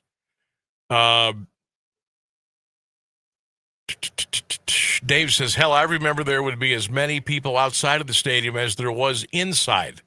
People trying to buy tickets just to get in. Boy, those were the good old days. Anthony says, streaming, number one reason why the attendance is down. I wanted to go this year, but my kids just had more activities. Joseph said, it's not only the game, it's every game. Been to 5 different games, and the attendance is way down at every game. Wish they would go back to the Friday and Saturday games when I could go to 2. Okay, that's just the playoffs, Friday and Saturday. And I don't think they're going to go back to that anytime soon. Antonio says, McKinley joined the Federal League and gave up on being a worthy opponent in favor of the Federal League tradition of only being good enough to challenge Massillon every few presidents or so. Gee whiz. Ray says ticket prices have skyrocketed. Parking, hassle. People stream the game now. Don't have to fight just to get up and get a box of popcorn anymore. Mike, many reasons. Streaming, YouTube, price of tickets, McKinley being in a league, most of Canton is a war zone now. They should make the ticket prices $5 and stop the streaming. Attendance would go back to 15 or 20,000. They would easily make that up in concessions. I like the way you're thinking there. Thomas says, Sam, students just don't have the same enthusiasm for attending sporting events like they did. Too many other distractions. Students just don't care like they used to. Brian says there's too many fights. Walter says Sam streaming is killing the attendance. Steve says aging fan bases and people moving away from the cities and Stark County, a big reason. Matthew, this is a long one, but I'm going to read it. Matthew says it's simple. The game has no meaning anymore. 2 different teams. One is a powerhouse. The other is no longer. Everyone knows Massillon is the favorite every year, and it's not going to change until McKinley gets out of the Federal League. They continue to compete against mediocre opponents. It has nothing to do with streaming. COVID, coaches, officiating, parking, etc. It's McKinley's lack of being prepared while continuing to play in the Federal League. That's from Matthew. We got to take a break. All right, I got some other good ones here I'm going to read when we get back. It's time to take a break. 4:32 on the Sam Bourquin Show, AM1310 WDPN. We'll be right back. Here's the latest news on AM 1310 WDPN. Good afternoon. It's 4:30. Hurricane Melissa has made landfall in Jamaica as a catastrophic Category 5 storm, one of the strongest Atlantic hurricanes in history. Melissa made landfall today in southwestern Jamaica near New Hope with estimated maximum sustained winds of 185 miles per hour. The U.S. National Hurricane Center in Miami warned of devastating flash flooding and numerous landslides. Forecasters said Melissa was expected to make landfall in eastern Cuba late today or early tomorrow and then head toward the Bahamas. The slow-moving storm has killed at least 3 people in Jamaica, 3 people in Haiti, and a 4th person in the Dominican Republic, where another person remains missing. Israel has ordered a new round of airstrikes to be launched into Gaza just weeks after both parties agreed to a ceasefire. Prime Minister Benjamin Netanyahu's office said the decision was made after a series of security meetings. Hamas has said they will now withhold the handover of the body of a hostage to the Israeli authorities. Israel is accusing Hamas of slow-walking its agreement in the ceasefire to hand over the remains of the hostages. But ABC News contributor Mick Mulroy says developments like this could also derail what would happen to the region long-term. The next phase, I think, will really be a lot of pressure by Qatar, by Egypt, by Turkey on Hamas to disarm with a plan. They obviously are concerned about their own well-being in Gaza. They've made many other armed groups angry with them for obvious reasons. President Trump spent his day in Japan bonding with new Prime Minister Sanae Takaichi, taking her with him as he spoke to U.S. troops aboard an aircraft carrier. Takaichi, Japan's first female prime minister, was seeking to solidify ties with Trump while protecting Japan's economic interests. The president's team estimated it had secured up to $490 billion in Japanese investment as part of a trade agreement. The leaders signed agreements to strengthen their alliance and secure critical minerals. Tomorrow, Trump heads to South Korea, where he is set to meet Chinese leader Xi Jinping later this week. Fire danger is rising once again in Southern California as the region's first round of powerful Santa Ana winds are moving in. More from ABC's Alex Stone. Much of Southern California is under heat advisories for a couple of days. Temperatures in some valleys around LA in the mid-90s during the day. But more worrisome for firefighters as the first round of Santa Ana wind is moving in, the warm, super dry wind that comes in from the desert. Those winds often fuel some of California's worst wildfires. By the end of the week, they should move out. It's 55 degrees and Alliance at 432. This is WDPN News. I'm Jeff Mears. Here's the Alliance Area Weather Forecast on AM 1310 WDPN. Sunshine in the forecast for this afternoon with a high near 56 degrees. Tonight, clear skies, a low around 35. Wednesday, increasing clouds with a high near 55. Thursday, rain expected, a high near 51. A chance of rain is 90%. Friday, rain likely in the morning, mostly cloudy, a high near 50. Chance of rain 60%. That's your WDPN weather.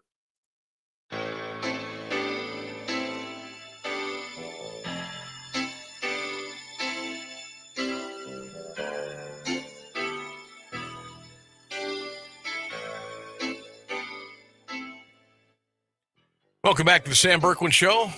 About 36 minutes past 4 o'clock. We're with you until 6 o'clock tonight. Don't forget, tomorrow we'll be with you at 3 o'clock, AM 1310 WDPN, all the social media platforms, the Q92 radio page on YouTube. And if you're there right now, as a matter of fact, and I see a lot of you are, go ahead and hit that subscribe button. We would appreciate that, and that'll give you an alert every time we get something going on.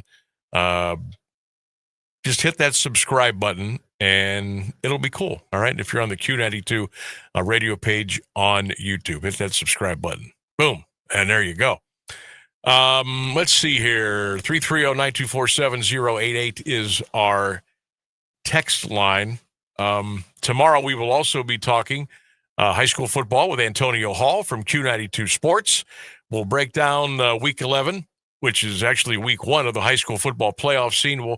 We'll take a quick recap of the McKinley-Massillon game, Jackson-Hoover, and then we will look ahead to the big games coming up this weekend. By the way, if you want to know which games we are broadcasting, we'll give you that schedule coming up here in a little bit. But if you want to know right now, go to our social media platforms and you can see the schedule in its entirety between 1310 and the Q92 Sports Network. Poll question of the day. What do you think the biggest reason is for the decline in attendance at the McKinley-Massillon game over the years? A lot of really thoughtful answers here today. Keep those coming in on our social media platforms. You can check me out on my Facebook page and my personal Facebook page as well. And you can text them in too, 330-924-7088. This is from Matt, another Matt, and another Matt C. Obviously, totally two different people. This is probably going to be an unpopular opinion. I don't think Tom Benson Stadium serves the community as well as Fawcett did. The capacity of venue is just too large to make a high school game feel important. When I was at McKinley in the 90s, Fawcett was packed. The energy was electric. The stadium was a little bit smaller, and it just felt better because it was stupid phone. Because it was a full house. Where did I leave off? The crowd feels smaller, and when there aren't enough butts in the seats to make it feel like a big deal, the game seems less important. Compound this over the years, and it's just lost a lot of the magic. That's mostly my objective view from the perspective of someone who has spent 30 years in the entertainment industry. It's a game, but it's also a show. In my opinion, the capacity of Benson really sucked a lot of the life and excitement out of Canton-McKinley football. I could find a lot of people that would stand up and shout amen to that. And I know Matt. I know both Matts. I know Matt that I just read that comment from being in the entertainment industry. Guy's a hell of a saxophone player, by the way, if you didn't know who it was. But yeah. And nothing against Tom Benson Stadium. I'm a Fawcett Stadium guy. I know a lot of you are. Fawcett Stadium, in its heyday of the McKinley-Massillon game, or even the Pro Football Hall of Fame game, folks, there was nothing like it. You got your 21,500 people in there, maybe 22 people could stand and sit on the hill. There was so much more parking. The electricity was incredible. And I don't want to be, hey, back in my day, 30, 40 years, but you will find a lot of people younger than me that will say the same thing. You know what? Tom Benson Hall of Fame Stadium is too big. It's too big for Canton-McKinley football. Now, maybe like the All-American Conference days, maybe going through the 70s and 80s, you probably would have filled that place up. You probably would have. But not now. And because it is, look, and I know it only holds, Tom Benson holds about 23,000. So it's not like this huge, cavernous, 100,000 seat soccer stadium in London. But for high school sports even, it's like for McKinley, it's just too big. You know what I'm talking about. You go there on a Friday night to watch Hoover McKinley, Lake McKinley, McKinley Warren Harding. There's like a couple thousand people there, maybe. And you put that in a 23,000 seat venue, and the way that it's laid out with the majority of the seats on the home side, the atmosphere, it's tough to get. I see where the official attendance Saturday was a little over 11,000, which in this day and age in high school football, that's a pretty good crowd. Now, for McKinley-Massillon, not what it was, but a pretty good crowd. But it didn't feel like 11,000. It felt like 4,500. It just felt quiet. That's because it's just so big and the way that it's laid out. I'm not saying that's anybody's fault. It isn't. It is what it is. it just doesn't feel, it doesn't grab you. There's no electricity there. And I've seen a lot of the complaints about the stadium and about the parking and the hassle and, the pricing. Look, I'm not going to come on here and bash the people in charge. But the fact of the matter is, it's just different. And quite honestly, I bet if you even talk to some people from Canton McKinley, or some people from Canton City Schools, some of the McKinley fans, heck, even maybe some of the kids, some of the students, I don't know, some of the band, they probably say, yeah, it's too big. We don't need this. Honestly, a perfect venue for Canton McKinley now is probably about a 10,000 seat stadium. And that might even be too big. Depending where you put it, how you build it, getting in, getting out, pricing. Maybe 10's too big, but then, I don't know, you might want to host playoff games there. You might want to do some other stuff there, maybe. I don't know. Now, Benson will be there. And some people said, well, maybe McKinley should just build another school or another stadium, Freudian slip, and then just play the McKinley-Massillon game at Benson every other year. I don't even know if I would want to do that. Because if McKinley had their own place, truly their own place, you could dress it up all red and black. You could put those red and black flags around the stadium. You could paint the end zones, put the big Bulldog logo on the field. Make it a true home. Tom Benson Stadium is not a true home for Canton McKinley football anymore. It just isn't. And that's okay. Things are different now. Have McKinley their own place. Like I always felt Fawcett was McKinley's, even though they were sharing it with Timken and Glen Oak and Walsh and Malone over certain times. But when I heard Fawcett, first thing I always thought of was Bulldogs. It's the first thing I always thought of. I don't think about it that way now. And I know things are different. I think McKinley should have like maybe a 9,000-10,000 seat. Make it nice. Make it nice for the media. Please. Make it nice for the fans. Give the band a nice section to put, to play in. Maybe some small end zone seating, you know what I mean? And maybe put 5,000 seats on the home side, maybe 4 on the other, 750 to 1,000 in each end zone. Make it nice. Make it McKinley's. Michael on YouTube asks, did the NFL decide on the size? He also suggests get rid of the upper deck and keep the big press box.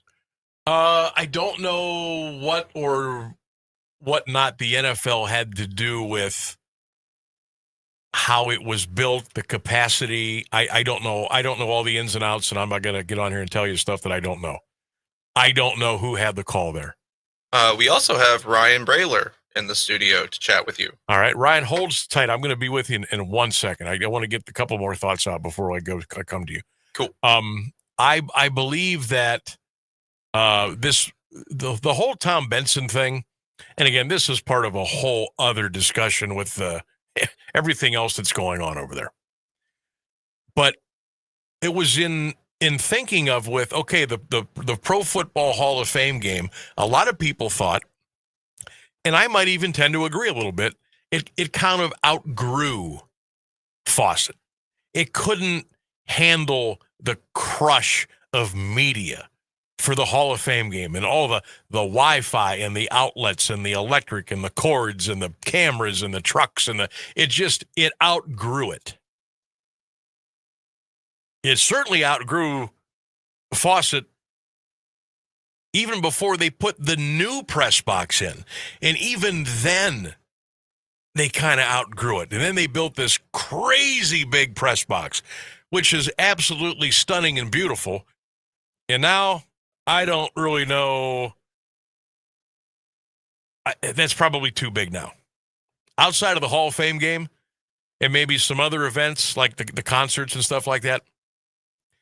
But I think as far if you're talking the size of the venue, the capacity, I don't know if the NFL had anything to do with that or not. I'm assuming they did because this was primarily based on hosting that NFL game, that one game a year that they play, and they wanted it to be the creme de la creme.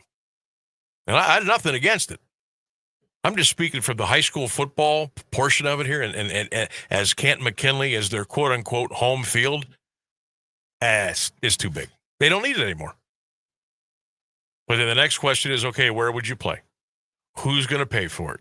Where's it going to go? Those are all discussions that you can have now or you can have 5-10 years from now. All right, let's go into the virtual studio and check in with Ryan, Mr. Brailer here on the Sam Bourquin Show, 1310 WDPN. What's up, Ryan? How you doing, Sammy? I had to jump in on this conversation, and I think there's a lot of truth to this, and I do think Canton, we have to look in the mirror. We're definitely the side that's dropped the ball in terms of this rivalry and attendance, and I am a believer in one of the arguments that we've heard a couple people say about the Federal League, and I want to preface this by saying I don't want this to come off as a slight at these teams. They're all easily top 100 teams in football in the state of Ohio without question. The issue with me is that McKinley and Massillon are on a separate level. And the record of McKinley being in the Federal League reflects that. They're 110-27 since they've been in the league. And the counter, that same amount of time, they're 5-19 versus Massillon. Again, I'm not saying this to put these other teams down, but we have to play the quality of opponent. And, I'm going to go back to our conversation last week, and I'm going to kind of brag on myself a little bit for Green winning that game. I think Green, by scheduling Indian Valley non-conference this year, really had a chance to see what a championship team looks like. And I think a lot of people here in Stark County are going to scoff and be like, well, they're D4. Well, they beat Glenville in the state title game last year, and they got a lot of horses back. I think sometimes you have to look at these divisions objectively and look at how good of a team they are. So I think one of the reasons why Green can have success these next couple weeks come from playing this. I think that McKinley used to play on Saturday night too. I know you talked about this a little bit when they played Cleveland Heights earlier this year, how kind of cool that was. Yeah. And I think a lot of the county always kind of had McKinley's back against Massillon. So even when the crowds were bigger, I think a lot of people from Jackson, North Canton, Plain Township, they kind of always viewed Massillon as kind of the heel and McKinley as kind of the baby face. I would agree with you. I would agree with you. And once McKinley got into the Federal League, we became a rival to them. So we lost that little support that they had of like us having their back. Now, that's a great point. I never thought of it that way, but you are 100% correct. Now, I do want to kind of, I guess, wrap this up because I don't want to make it sound like, I completely hate the Federal League, because sometimes I come off that way.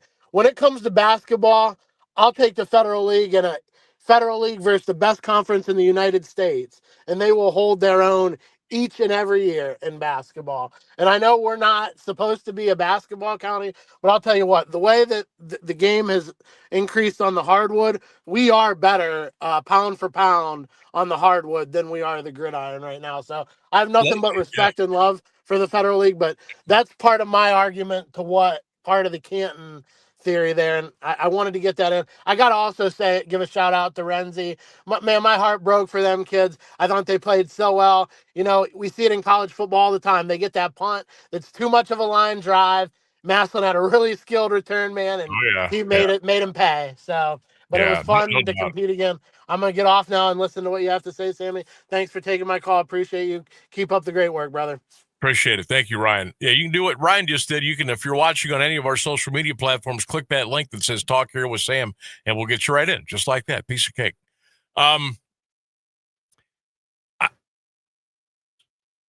I wonder how things are going to look in the next 5 to 10 to 15 years on the campus as we know it now, with McKinley High School, with the Pro Football Hall of Fame, the Hall of Fame Village, the Forever Lawn Care fields, which are beautiful. I wonder how things are going to look, say, by 2035, 2040. How will things look? And I'm not even talking about the water park in the hotel and all that other stuff. I'm talking about the school, the high school, the Forever Lawn fields, the field house, the natatorium, Tom Benson, the whole area. What is that going to look like 10, 15 years from now? Will McKinley High School still be there? I am one that believes they will not be there. I don't know where it will go. I don't know where a new one will be built, but I firmly believe that high school will not be there 10 years from now.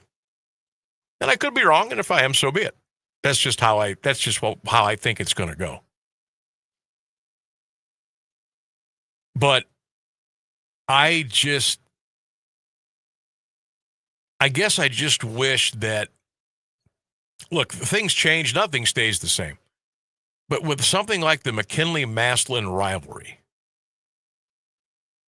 don't you want that thing to just keep chugging along like it used to? And look, we come up with a million reasons why it isn't, and there's been some great reasons spelled out today on the air, on the text machine, on Facebook, on social media. I got a ton of other great comments I'm going to read here coming up here in the 5 o'clock hour. We'll take your calls. But I hate to see this thing kind of slip away like it has. Now, I can hear people in Massillon now screaming at the top of their lungs. I'm not saying it's this way over there. It's different there. Paul Brown Tiger Stadium is a high school stadium. Capacity now is just a little bit over 16,000. They got the home side, they got the visiting side, they got the two end zones. They got the big scoreboard. They got the big hill behind the end zone to the left where a lot of the tailgating goes. It just feels a little different there. It always has felt different there.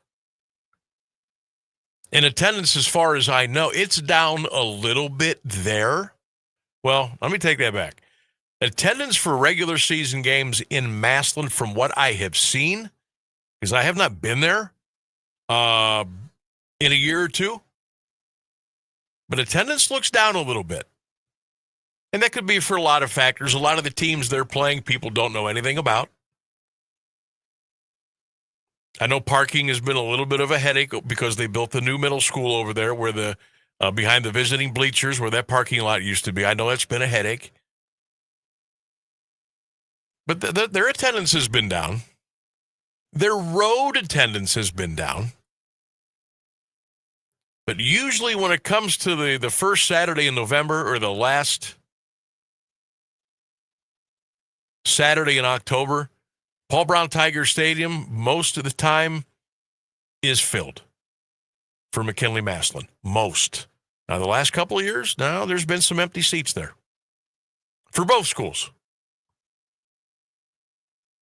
But I want to know what you think, why attendance has been down the last couple of years. Is it more because of it's been one-sided? Is it because there's a lot of different ways to consume that game now that you didn't used to have, and you'd rather not fight the crowds, and you'd rather just stay home and watch it on TV? Maybe you just want to listen to it on the radio.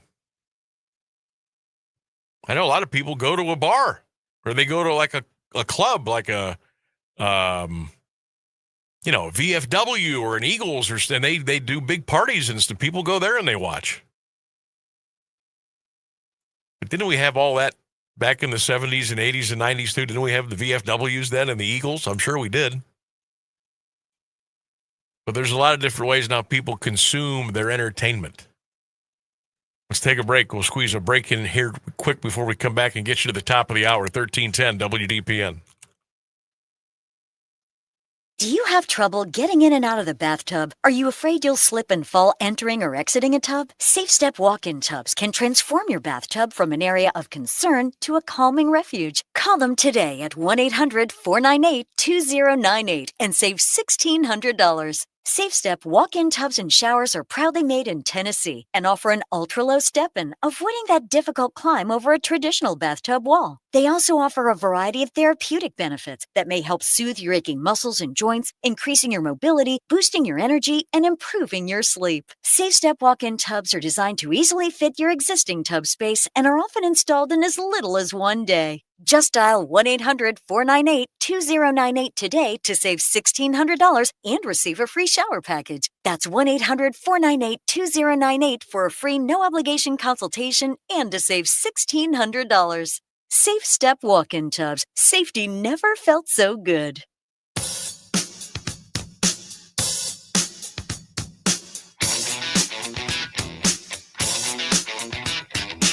All right, we got about a minute before we get to the top of the hour. Jeff Mears from the WDPN newsroom. We'll get you the weather and get you all caught up, and we'll come back here for one more big hour here on the show. Also want to remind you, I think we'll do this right before we sign off today, around 6 o'clock.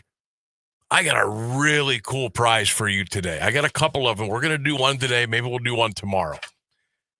I've got a pair of tickets for you to go see the USA women's hockey team take on Canada on Thursday night, November the 6th at Rocket Arena. How sweet is that? USA roster includes Cleveland Heights native Layla Edwards, current Ohio State Buckeyes Emma Peschel, and Joy Dunn. But right around 6 o'clock tonight, I'm going to give you a chance to win a pair of tickets to go see the USA women's hockey team take on Canada at Rocket Arena in Cleveland on November the 6th. So just keep that in mind. And when we get close to the end of the show today, I'm going to throw out that cue for you to call in and you can win those tickets. But I just wanted to pass that along to you because I'm going to give away a pair today and a pair maybe tomorrow or Friday. And these are hot tickets, man. USA, Canada, hockey, are you kidding me? At Rocket Arena? I think you're going to want to listen. I think you're going to want to give yourself a chance to win those. So that'll be coming up here right before the end of the show at around 6 o'clock. Okay, we've got the news and weather coming up here at the top of the hour with Jeff. We'll come back with one more big hour to go. More of the poll question of the day. We'll get back into Game 3 of the World Series, catch up on the Cavs, college football, and more. Stay with us. The latest news and the current Alliance area weather forecast are up next on AM 1310 WDPN Alliance. From ABC News, I'm Michelle Franzen. Hurricane Melissa, a catastrophic Category 5 storm continuing to tear across Jamaica after making landfall on the island's west coast today with winds of 185 miles per hour. Melissa has lost some steam but remains a dangerous, slow-moving storm packed with wind and heavy rain. ABC News meteorologist Melissa Griffin on what's next. Expected to remain a major hurricane as it reaches Cuba by later tonight through tomorrow morning. So still, catastrophic flooding.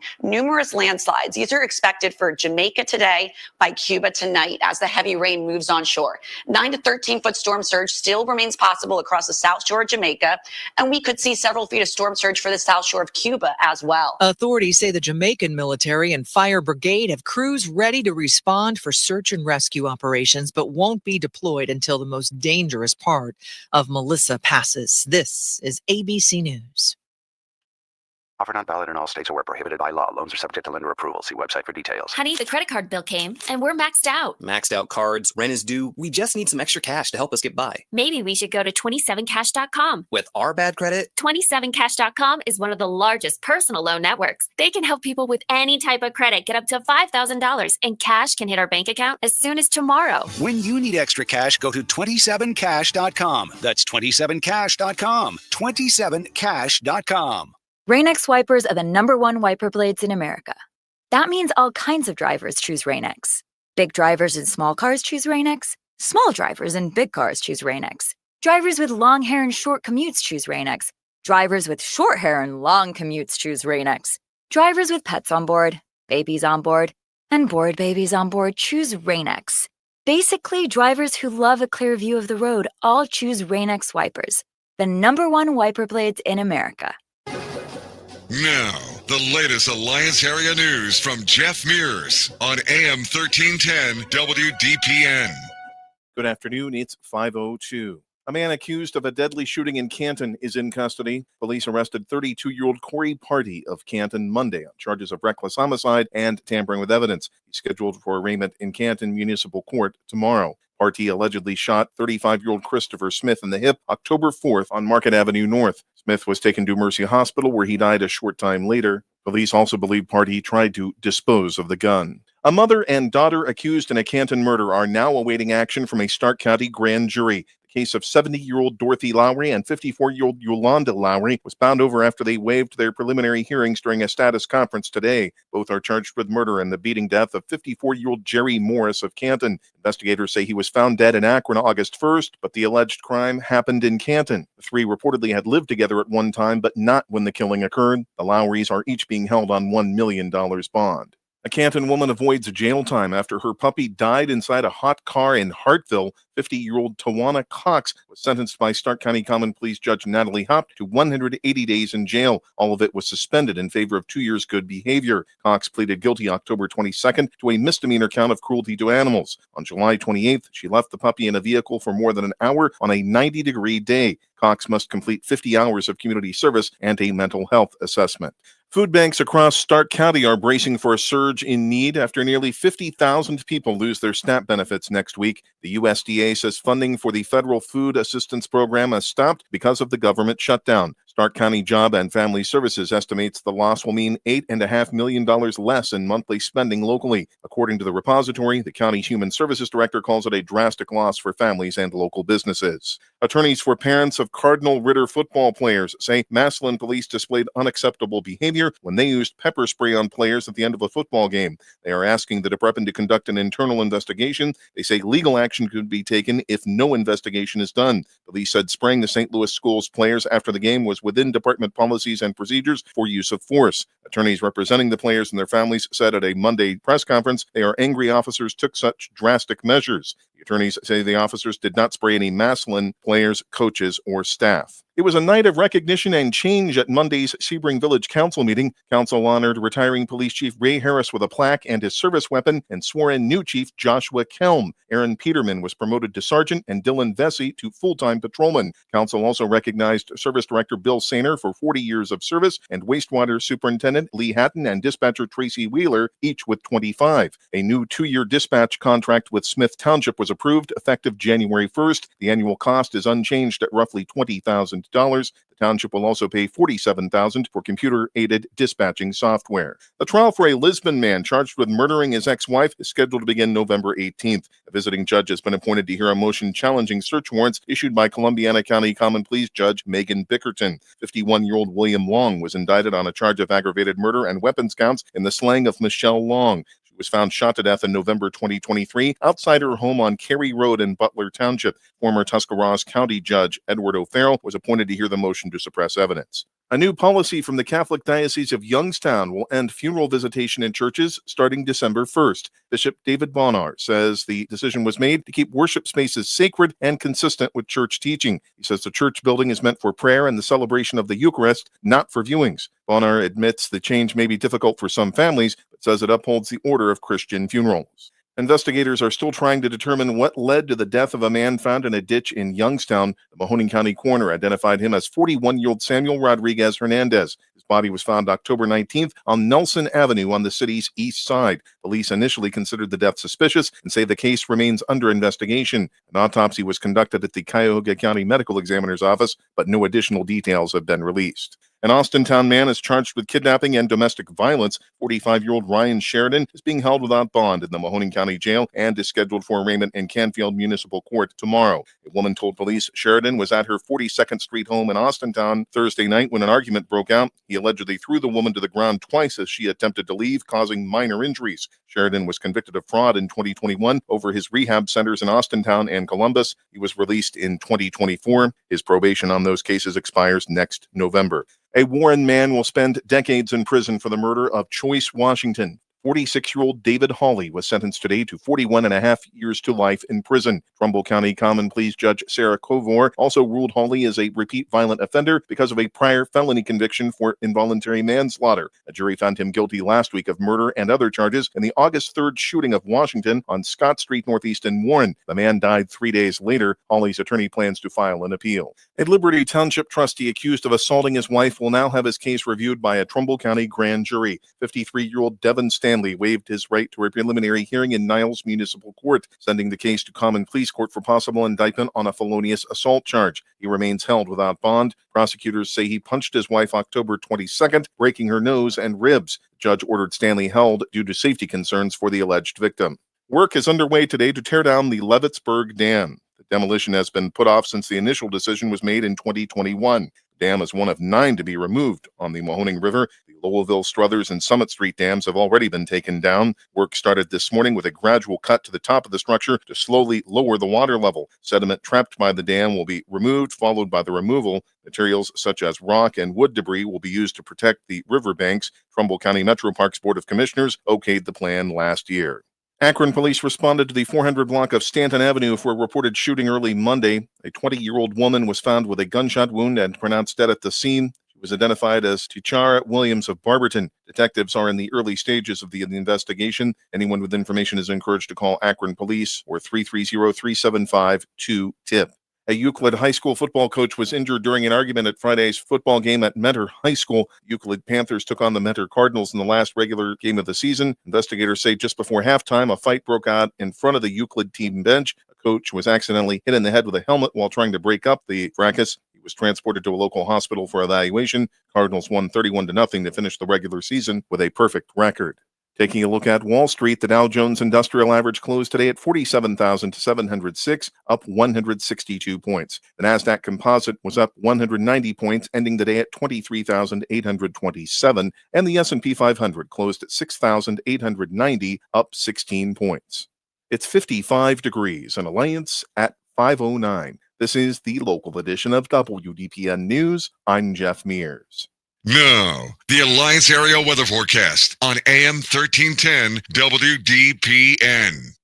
Sunny skies in the forecast for this afternoon with a high near 56. Tonight, clear skies, a low 35 degrees. Wednesday, increasing clouds, a high near 55. Rain on Thursday with a high near 51. Chance of precipitation 90%. Friday, rain likely in the morning. Otherwise, mostly cloudy, a high near 50. Chance of rain 60%. That's your WDPN weather. Live from the AM 1310 WDPN studio, it's time for live and local sports talk. It's the Sam Bourquin Show. I'm ready. Give the show a call at 330-821-1310. Good call, meatball. Watch the Sam Bourquin Show on the AM 1310 Facebook page, the Q92 YouTube page, and on X. This is the Sam Bourquin Show on AM 1310 WDPN.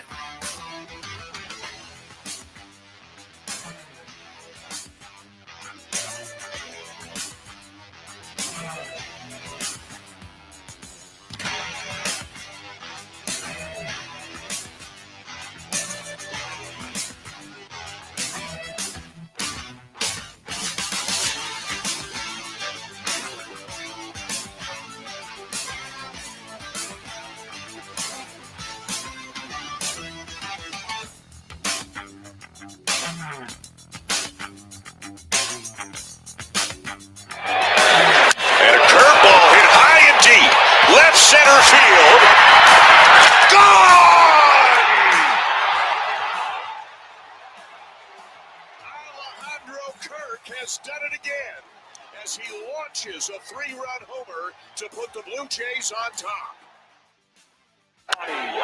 Center cut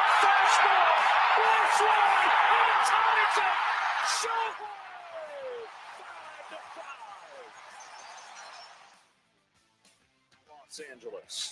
Thurman sends a fly ball to center field. Marshall's going back before the clock strikes me.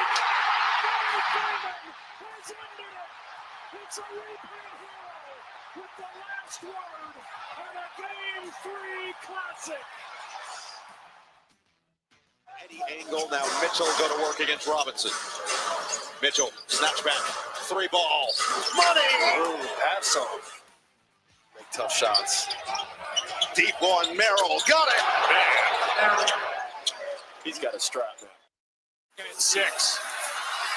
Mahomes end zone, caught by Kelsey. Touchdown.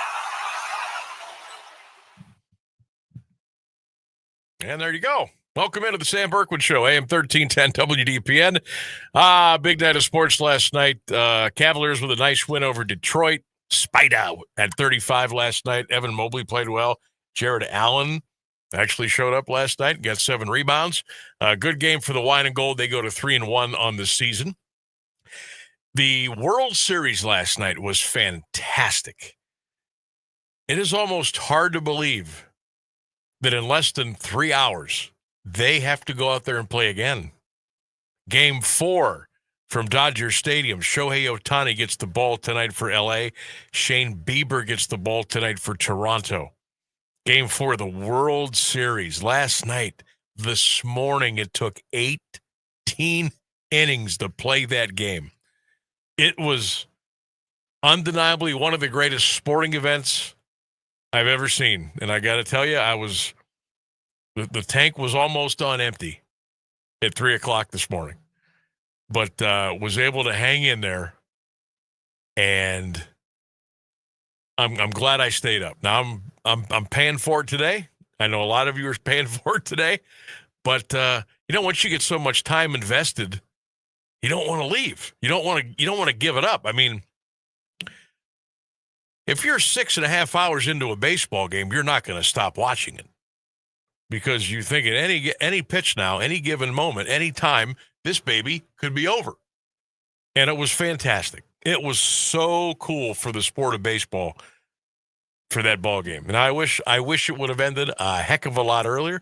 I wish a lot of you didn't have to go to sleep and at least get a couple of hours of shut-eye before work today, or taking your kids to school, or whatever you got going on. But it was special. It was really special. I heard from my old baseball coach today, from Canton Central Catholic, Doug Miller. Let me read some of this. He says, "Hey, big right-hander, how was that World Series game last night? I watched the whole thing." And we get to talking about the split-finger fastball, how that's become one of the top pitches now in Major League Baseball. And it's become an out pitch for a lot of guys now who are throwing it just a little differently maybe than they used to. He says that game last night was one of the best I've ever seen. But this is the comment that stuck with me. And this is my old baseball coach, Doug Miller, at Canton Central Catholic. Of course, he finished up over at East Canton. Coach is one of the greats. He said, with all due respect to Babe Ruth, Willie Mays, Hank Aaron, Barry Bonds, etc., Shohei Ohtani is the best player to ever play the game. See you at the Luncheon Club, Coach. I read that and I did a double take. Coach Miller's been around for a little while. He's seen a lot of baseball. He's seen a lot of baseball, a lot of good baseball. And sometimes, depending on your age or what era you grew up in, what decades you've watched certain sports, you always kind of revert back to when you were that age. Like, so to hear a coach that I had in high school, who I don't know if he to say that Shohei Ohtani is the best player to ever play the game, that is unbelievably high praise. And when I first saw the sentence, with all due respect to Ruth, Mays, Aaron, I thought, no way. Yeah. And then I started thinking about it. What Shohei Ohtani does at the plate, in the field, on the base paths, on the mound. Is he the greatest baseball player to ever play? I know that is a big sentence right there. Now, I wasn't alive to see Ty Cobb. I wasn't alive to see Babe Ruth. I didn't get a chance to watch Willie Mays. I barely remember watching Hank Aaron. And I've heard about all of the, the great stars, the all-stars, the great games, the great pitching staffs, the great teams back then. I grew up in the I started to get it sports-wise late 70s. Fell in love with the Pittsburgh Pirates in 79. So I never get to watch, but you hear the stories. You hear the old folklore about Mays and Ruth and Cobb and Aaron and what they used to do and the numbers that they put up. And, half the time Ty Cobb and Babe Ruth were in the bag the night before, had 2 hours of sleep, hung over. They'd come in and, I wasn't there, but that's what I was told happened. So I go with it, right? You go with it. And I think about all of the greats, Satchel Paige, the pitchers like Bob Gibson, and the guys I watched growing up, Reggie Jackson, Mike Schmidt, the great Yankees and Red Sox and Dodgers teams, George Brett, pitchers like Vita Blue, and the great hitters, and some of them were on the but they were hitting the ball 900 feet. And I started to think about it. Is Shohei Ohtani the best I've ever seen? Is he the best player to ever play baseball? I'm not going to argue that. Look at what this guy does. He is there's not many things that will make me stop whatever I'm doing and either turn the radio up in the car or run into the TV room, whatever room. But if I hear the name Ohtani, I'm busting my tail to see what's going to happen. He is must watch TV. He is must listen to radio for baseball. Now, I'm not sure how old Shohei is. What is he, 32? 33? I'll look that up. Gosh, I hope he's not that old. I'd like for him to play another 10 years. And my God, he signed a 10-year, $700 million contract. I think he might be around 33. I wish he was like 27, 28. He's the same age as me. He is 32. He's 32. Okay. He'll be 32 this year. So he's 31. Yeah. Oh, okay. That makes me feel better. Good. Our birthday's in the same month. Okay, good. Okay, good. So that's an extra 2 years we get out of Shohei. All right, I like that.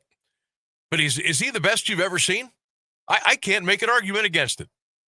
And I know there's been a lot of great baseball players, a lot of Hall of Famers, a lot of stories, a lot of unbelievable stats.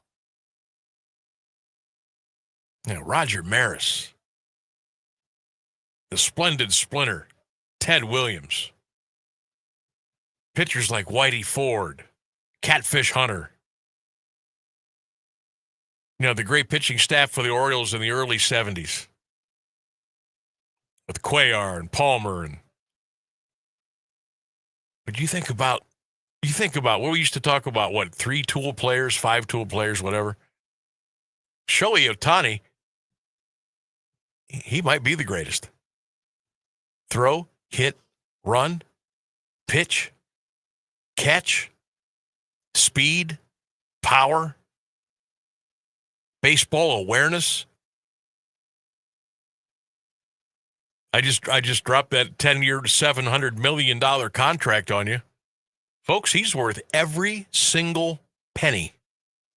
Every single penny. I never thought I'd say that. He might be worth even more. Think about it. Think about what he generates as far as revenue on and off the field. In America, in Japan, all over the world. He's probably underpaid at $70 million a year. I know, crazy. But I wanted to share that from Coach Miller. That just kind of put a smile on my face that he thinks, a guy like Shohei Ohtani, probably the best player in the game. And he might be right. He might be right. 24 minutes past the hour. We'll take a break. We'll come back. We'll get back into the Sam Bourquin Show poll question of the day. The comments just keep flying in. I cannot keep up with them. Rainsburg's got a couple he's going to read over there as well. Your question today, a couple of days removed from the big McKinley-Massillon game. What do you think the biggest reason is for the decline in attendance at the McKinley-Massillon games over the years? And this goes for Canton and Massillon, for Paul Brown and Tom Benson. What do you think the biggest reason is for the decline in attendance? All right, think about that. Get those comments to us. We'll read them when we get back. 1310 WDPN.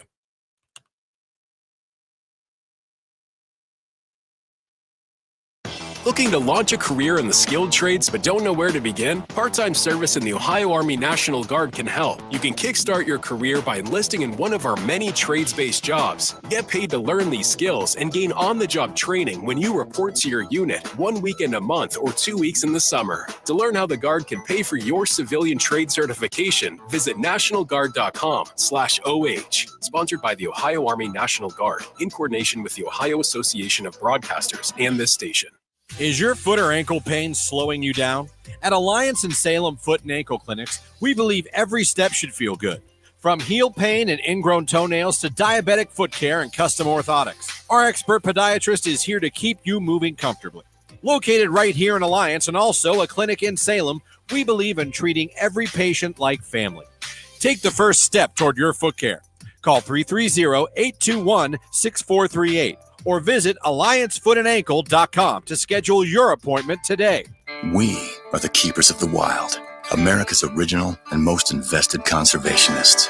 For more than 80 years, we've been committed to conserving wildlife and the natural landscapes that define our nation.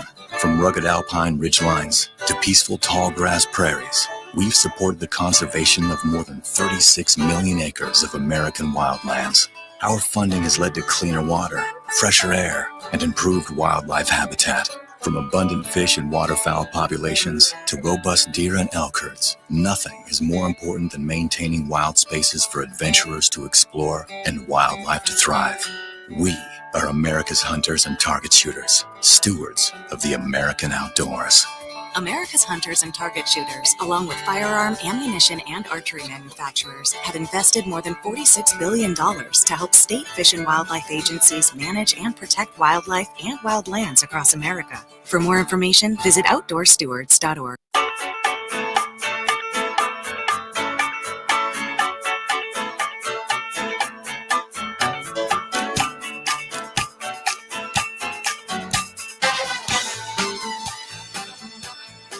AM 1310 WDPN. Welcome back to the Sam Bourquin Show.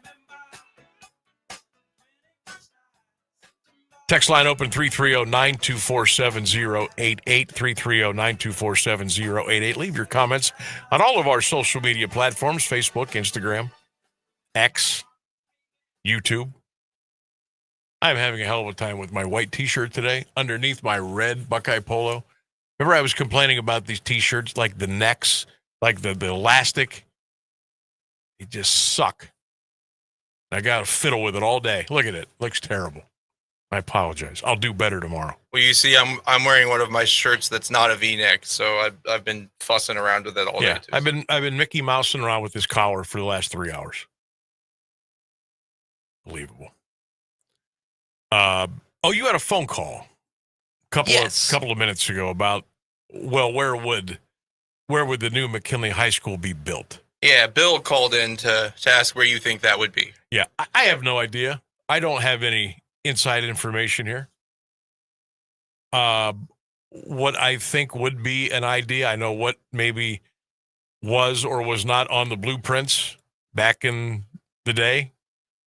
And by back in the day, I mean within the last 5 years. Over at the fairgrounds.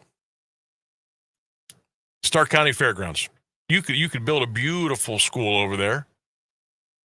And you might even be able to put a football stadium there.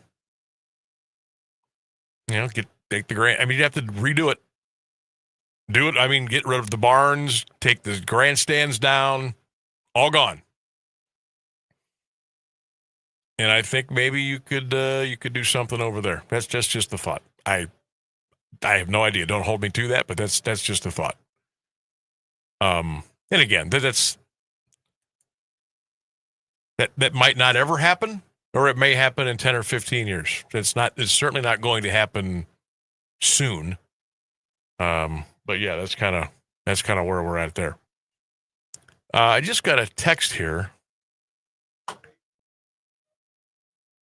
and it looks like, of course, I can't read the top of it.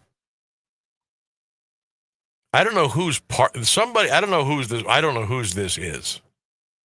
If it's from the person that sent it to me, which it could be because there's hockey involved here. But somebody just sent me a ticket. A 16 pick parlay for tonight. It's a $20 wager to pay $1,169,442.62. So you're saying I either lose $20 or make $1 million? You know what? It's all hockey. This can't be from who I think it is. $20 to win almost $1.2 million? Oh my God! Well, good luck. I'm going to screenshot this, and I'm going to hope you win. I'm going to put $20 on that. That's insane. That's crazy. Wow. I love it. See, I'm all fired up. It's the action, baby. It's the thrill of whatever. All right, on this day in history, 1961, construction began on Shea Stadium. That's where the New York Mets would move into and play. That construction started on this day in 1961. 1984, the New York City Marathon was marred by its first fatality when a French runner collapsed and later died. On this day in 1994, the NFL Management Council and the NFL Players Association announced an agreement for the formulation and implementation of the most comprehensive drug and alcohol policy in sports. That was back in 1994. And on this day in 1996, members of the New York Yankees and their World Series winning team and their manager, Joe Torre, appeared on The Late Show with David Letterman. That's on this day in sports history. We'll come back. We got one more big half hour to go. Let's hang out. 1310 WDPN. Now, the latest area news on AM 1310 WDPN. Good afternoon. It's 5:30. Hurricane Melissa has made landfall in Jamaica. It is one of the strongest hurricanes ever to churn in the Atlantic. More from ABC's Ike Ajachi in Kingston. The eye of Hurricane Melissa, the strongest storm to ever hit Jamaica in its history, has officially made landfall. This storm is bringing catastrophic conditions all across the island here. We're talking about 185 mile per hour winds that is essentially damaging so much critical infrastructure here, and also 13 feet of storm surge, which is threatening to inundate the southern coastline area here. Vice President J.D. Vance says he believes U.S. military members will be paid at the end of the week as the Trump administration reconfigures funding and the second longest government shutdown. The pressure to end the impasse is taking on new urgency. Congresswoman Lisa McClain, chair of the House Republican Conference, says this week, more than any other week, the consequences become impossible to ignore. Millions of Americans face the prospect of losing food assistance. More federal employees will miss their first full paycheck.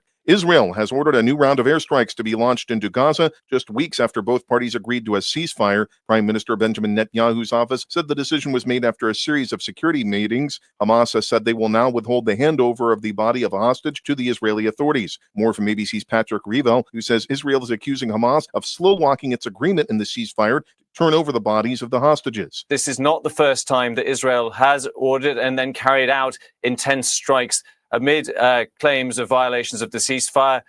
Just last week, it launched 120 strikes on Gaza, again in response to what it saw as Hamas's failure to hand over bodies of deceased hostages. A North Carolina man who told authorities he killed 4 of his children and that the bodies were in the trunk of a vehicle at his home has been charged with 1 murder count. The Johnston County Sheriff's Office says that Wellington Delano Dickens III was charged today with 1 count of murder in the death of one of his children and is being held without bond in the county jail. It says sheriff's deputies found human remains in his garage after he dialed 911 Monday night. Multiple additional charges are expected. It's 54 degrees in Alliance at 5:32. This is WDPN News. I'm Jeff Mears. Here's the latest forecast on AM 1310 WDPN. This afternoon, we're expecting sunny skies and a high near 56 degrees. Tonight, clear, a low near 35. Wednesday, increasing clouds, a high near 55 degrees. Rain Thursday, a high of 51, chance of rain 90%. Friday, more rain likely early, otherwise mostly cloudy, a high near 50, chance of rain 60%. That's your WDPN weather.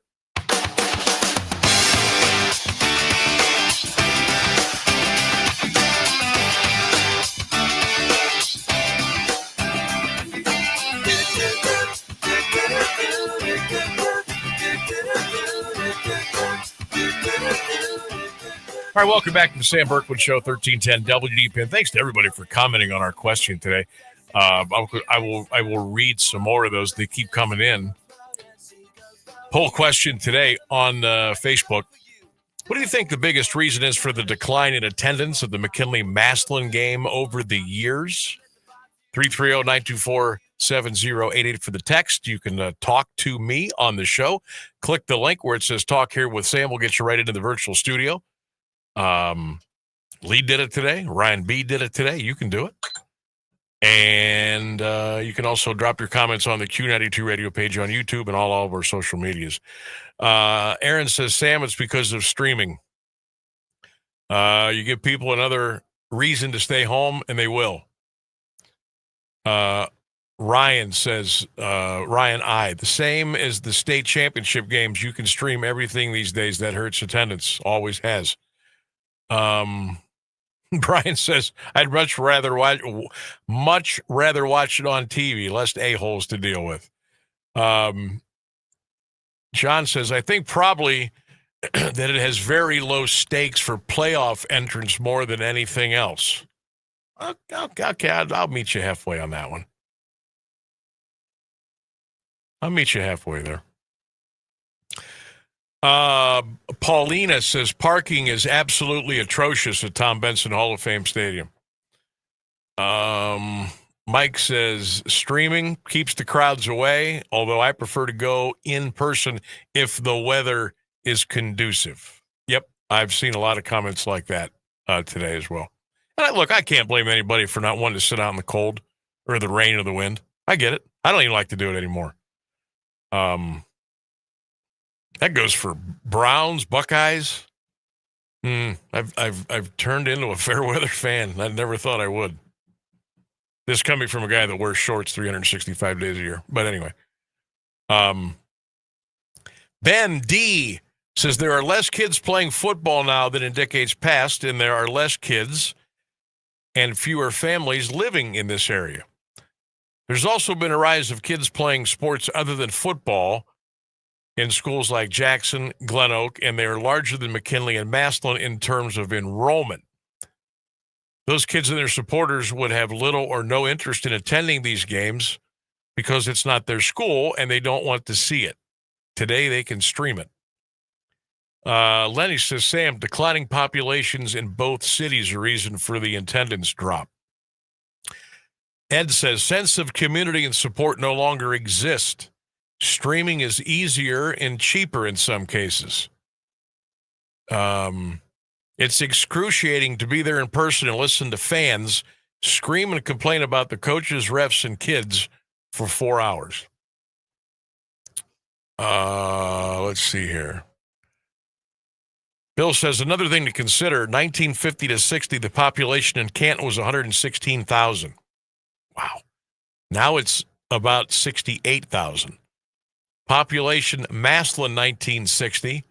Population in Massillon now, 32,000. It's actually grown, and Canton has decreased dramatically.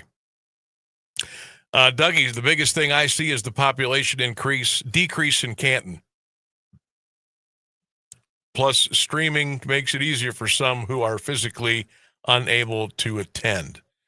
Brian says, drama between the schools and fans and adults. I can't handle all the alcohol and all the other nonsense that goes on.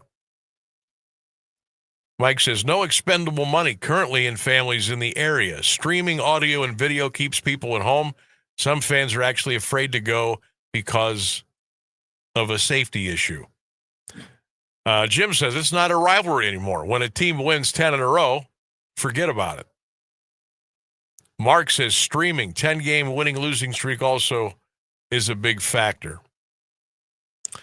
Rick says, games have not been competitive until the last couple of years. Streaming, and maybe the biggest factor of concern for safety, given some of the craziness around this rivalry and sports in the general area.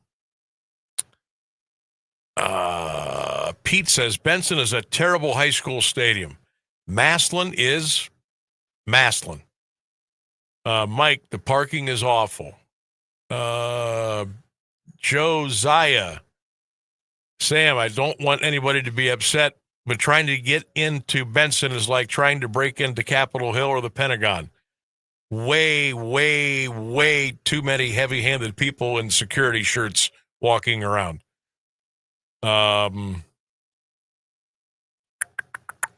Let's see here. Josh says, you decline. I can't understand this.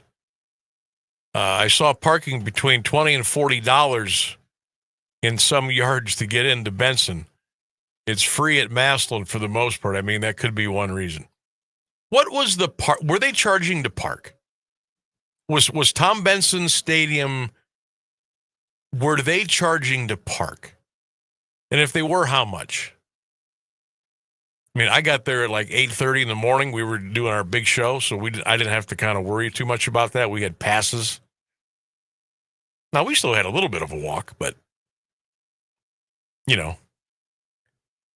But I don't know what they were charging. I know people, you know, tailgate out in the front yards on Blake and Clairview and 21st Street and Broad and all that. It's kind of a party. It's kind of a big deal. 17th Street, the Joseph Avenue over there. And people put signs up in their yard to park, $10, $20. I didn't see anything over $20 this year when I drove over, but what were they charging at the game itself? The Benson, like the complex, what were they charging to park? Anybody knows, drop me a line, because I don't know what they were charging. I did see the tickets were $15 if you got them after a certain date, which that's a little steep, because you're playing what during the regular season? $8, $9, $10 a game, and now 15. That's, I mean, I don't know if that's true. That's what I heard. But let me know. Let me know on the parking. I'd be curious to know about that. All right, coming up here at 6 o'clock, I'm going to give you a chance to win a pair of tickets. These are hot tickets, too. Your chance to go see the United States women's hockey team take on Canada on Thursday, November the 6th at Rockin' Arena in downtown Cleveland. I got a pair of tickets for you. We're going to give those away. We'll take a caller coming up here right around 6 o'clock. So if you want to go see USA versus Canada women's hockey at Rockin' Arena in downtown Cleveland on Thursday, November the 6th, stay tuned here for your chance to win. And your chance to win is coming up here in less than 20 minutes. That is a really good prize. I just love going to Rocket Arena, period. Love going to see the Cavs up there. I've been to several concerts up there. And with that new renovation that they've done up there, holy smokes, what a great place. They did it right. They did that. I don't know who was in charge of that. Dan Gilbert, obviously, a bunch of other. They did it right. That is absolutely, positively first class. All right, let's swing over to college football here for a minute. Top 25 was released yesterday. Ohio State, Indiana are still 1 and 2. Texas A&M is 3, Alabama 4, Georgia 5, and then your second 5 in the top 10 are as follows: 6 Oregon, 7 Ole Miss, 8 Georgia Tech, 9 Vanderbilt, 10 Miami of Florida. Now, last check, 1, 2, 3,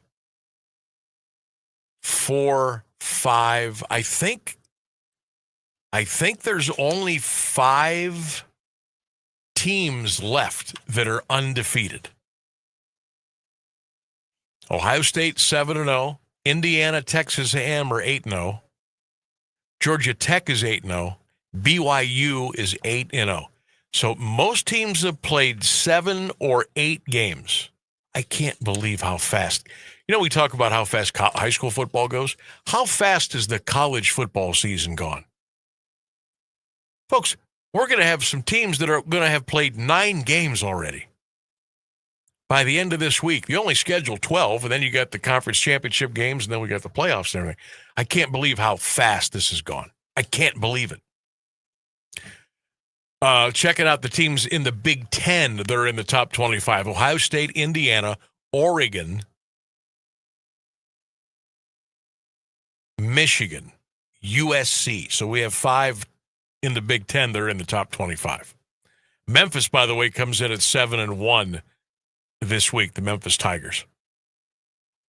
You got USC at 23. How about Cincinnati? How about the Bearcats? They're 7-1. And they're 17th in the country. Everybody thought they were going to have a big fallout when Luke Fickell left to go up to Wisconsin.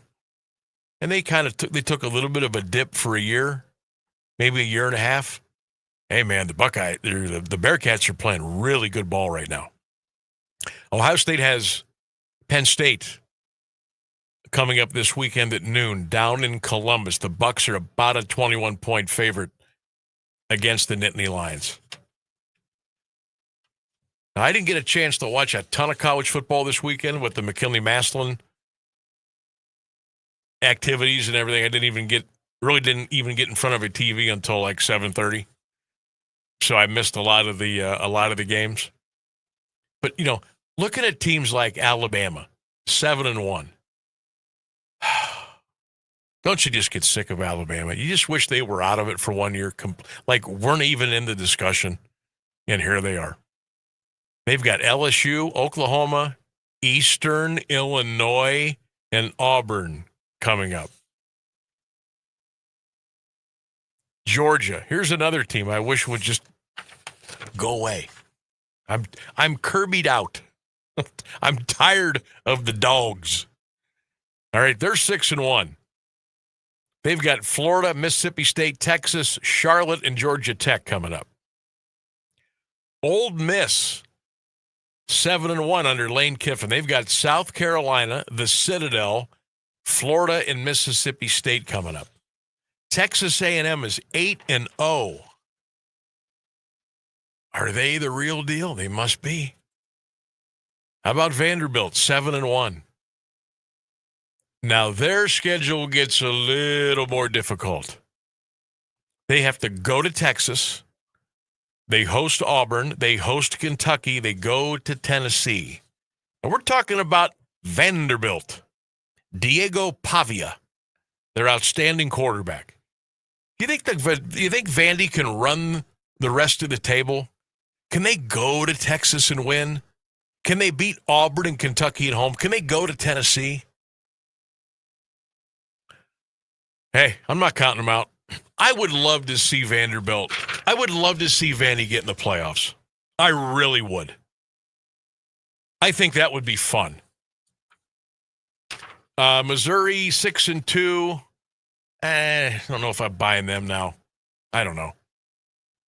They got A&M, Mississippi State, Oklahoma, Arkansas coming up. Oklahoma 6-2. Quarterback John Mateer is trying to get healthy again. Don't know if I buy them. I don't know if I buy Tennessee. They're 6-2. But they've got a schedule that could maybe get them there. Oklahoma, New Mexico State, Florida, and Vanderbilt. Now here's Texas. Now, as a Buckeye fan, we're kind of rooting for Texas, right? That'll help our strength of schedule. It's not a necessity, but it wouldn't hurt. The Longhorns are 6-2. They have Vandy at Georgia, Arkansas, and A&M. They have 3 out of their last 4 at home. And that's about it. I mean, forget about LSU, forget about, Auburn, forget about those teams. But it's going to be fun. It's going to be fun to watch how this stuff plays out here down the stretch. It really is. The seeding, who's going to get, remember how much fun that was last year when we found out Ohio State was going to host Tennessee at night on a Saturday in a cold Columbus, Ohio? And here come the Volunteers. And boy, they brought a big fan base too, didn't they? Buckeyes just stomped all over them. I think those first-round playoff games are going to be fun. Get them on campus. Some teams got to play in a little bit of goofy weather. That's fun. I like that. The Monday night game last night, pretty much a snoozer. I didn't watch any of it. I was watching baseball. Kansas City beat the Commanders last night, 28-7. 2 touchdowns for Kareem Hunt. Travis Kelce caught a touchdown last night. Patty, 25 for 34, 299, 3 touchdowns and 2 picks. The Chiefs are now 5-3. Here they come.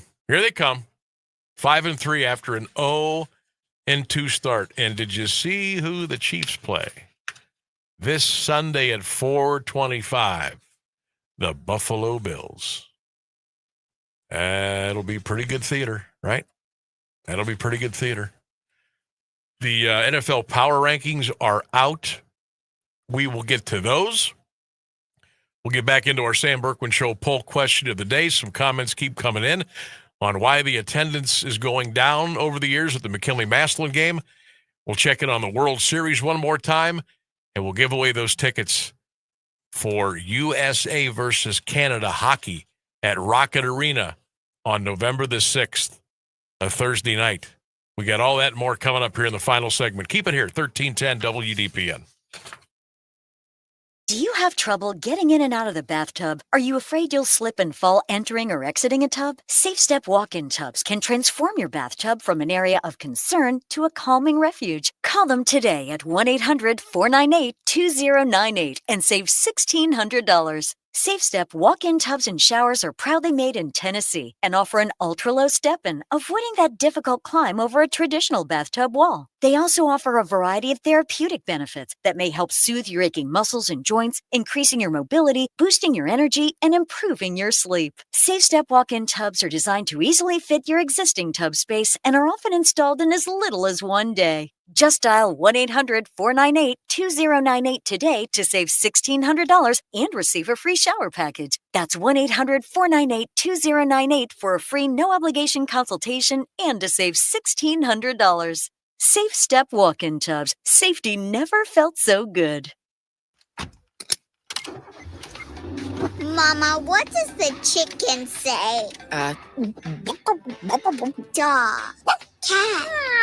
Giraffe. Giraffe, really? Giraffe. You're not going to get it all right. Just make sure you nail the big stuff, like making sure your kids are buckled correctly in the right seat for their age and size. Get it right. Visit NHTSA.gov/the right seat. Brought to you by the National Highway Traffic Safety Administration and the Ad Council.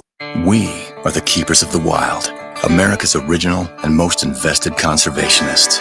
For more than 80 years, we've been committed to conserving wildlife and the natural landscapes that define our nation. From rugged alpine ridgelines to peaceful tall grass prairies, we've supported the conservation of more than 36 million acres of American wildlands. Our funding has led to cleaner water, fresher air, and improved wildlife habitat. From abundant fish and waterfowl populations to robust deer and elk herds, nothing is more important than maintaining wild spaces for adventurers to explore and wildlife to thrive.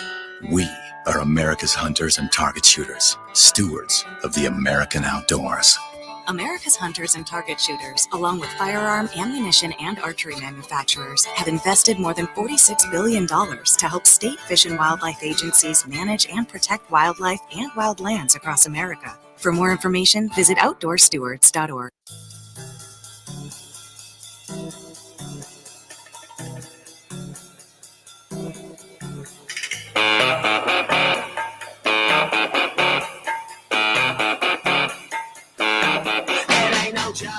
All right, we got about 7 minutes before we wrap it up here. Thanks to everyone for joining us and commenting and being a part of our show today. We really do appreciate it. And if you're listening and watching on our Q92 Radio YouTube page, make sure you hit that subscribe button. That would be awesome. All right, don't forget, coming up right around 6 o'clock, your chance to win a pair of tickets to go see USA women's hockey team take on Canada. Thursday, November the 6th at Rockin' Arena in downtown Cleveland. Your chance to win coming up in about 5 minutes. So stick by your phone and we will let you know when to call. Okay.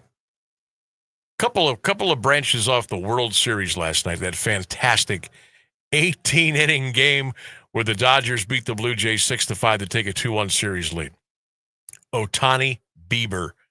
The pitching matchup tonight at a little bit after 8 o'clock at Chavez Ravine.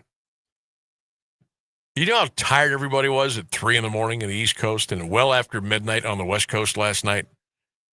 But the Dodgers had a lot of juice left. Their manager had a lot of juice left. Here's what he told the team in the locker room after the big win last night in 18 innings.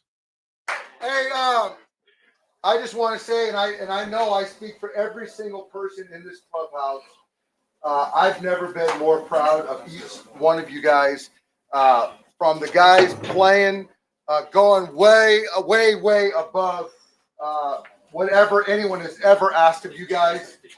Not one of you guys were phased, and every single one of you guys was pulling for your guys and believed in each other. And we've talked about it all the time. We're going to need every single buddy. This is just not rhetoric. This is just not talk. Tonight proved that we're going to need every single person on this roster to help us win a baseball game. Those guys gave everything they had tonight to beat us.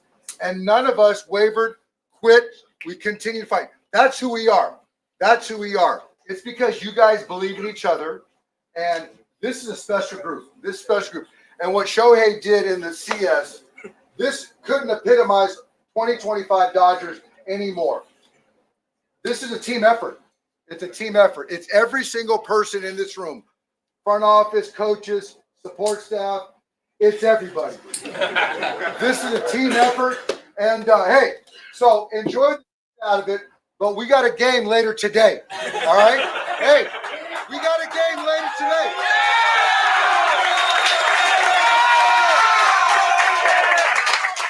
There was Dave Roberts in the locker room last night, getting his guys all fired up. They're excited. I ran this stat down earlier today. I want to do it again. This is the game last night. 18 innings. It took 6 hours and 39 minutes. There were 609 pitches thrown. There were 130 at-bats. 19 pitchers used, 5 home runs. Shohei Ohtani was intentionally walked 4 times. Clayton Kershaw came out of the bullpen. And they found Waldo at Dodger Stadium last night. That was all a part of it. You know what else happened last night? You know, when there's an 18-inning game, you can't just have one 7th-inning stretch, right? So between the top and the bottom of the 14th inning, we had the 14th inning stretch at Dodger Stadium. All right, fans. It's time for the 14th inning stretch. Dodger Stadium organist, Jeter Rule.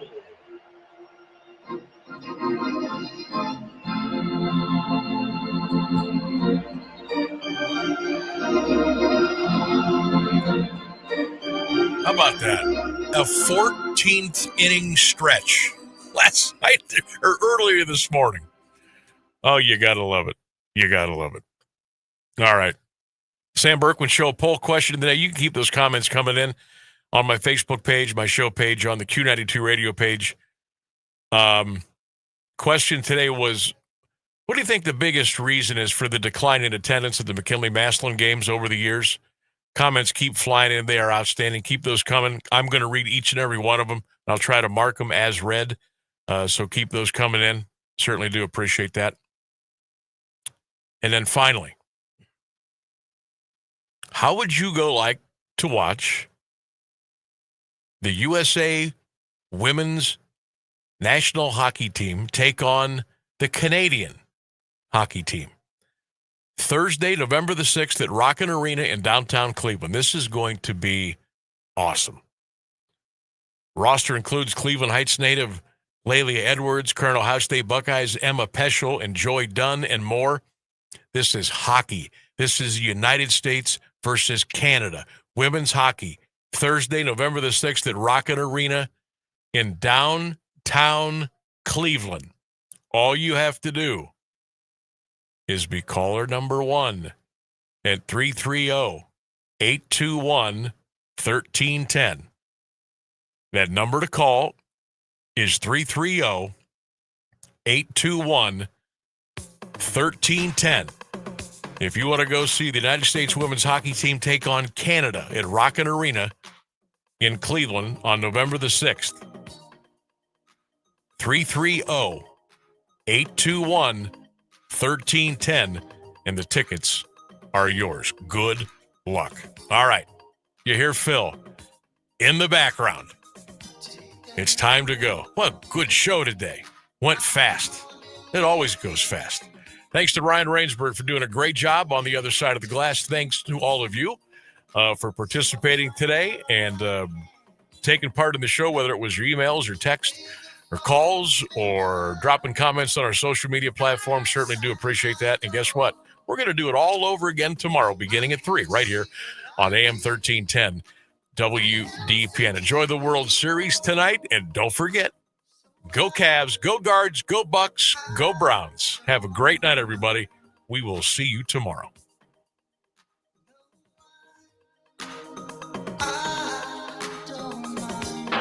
An important part of the Alliance community since 1953. You're listening to AM 1310 WDPN Alliance.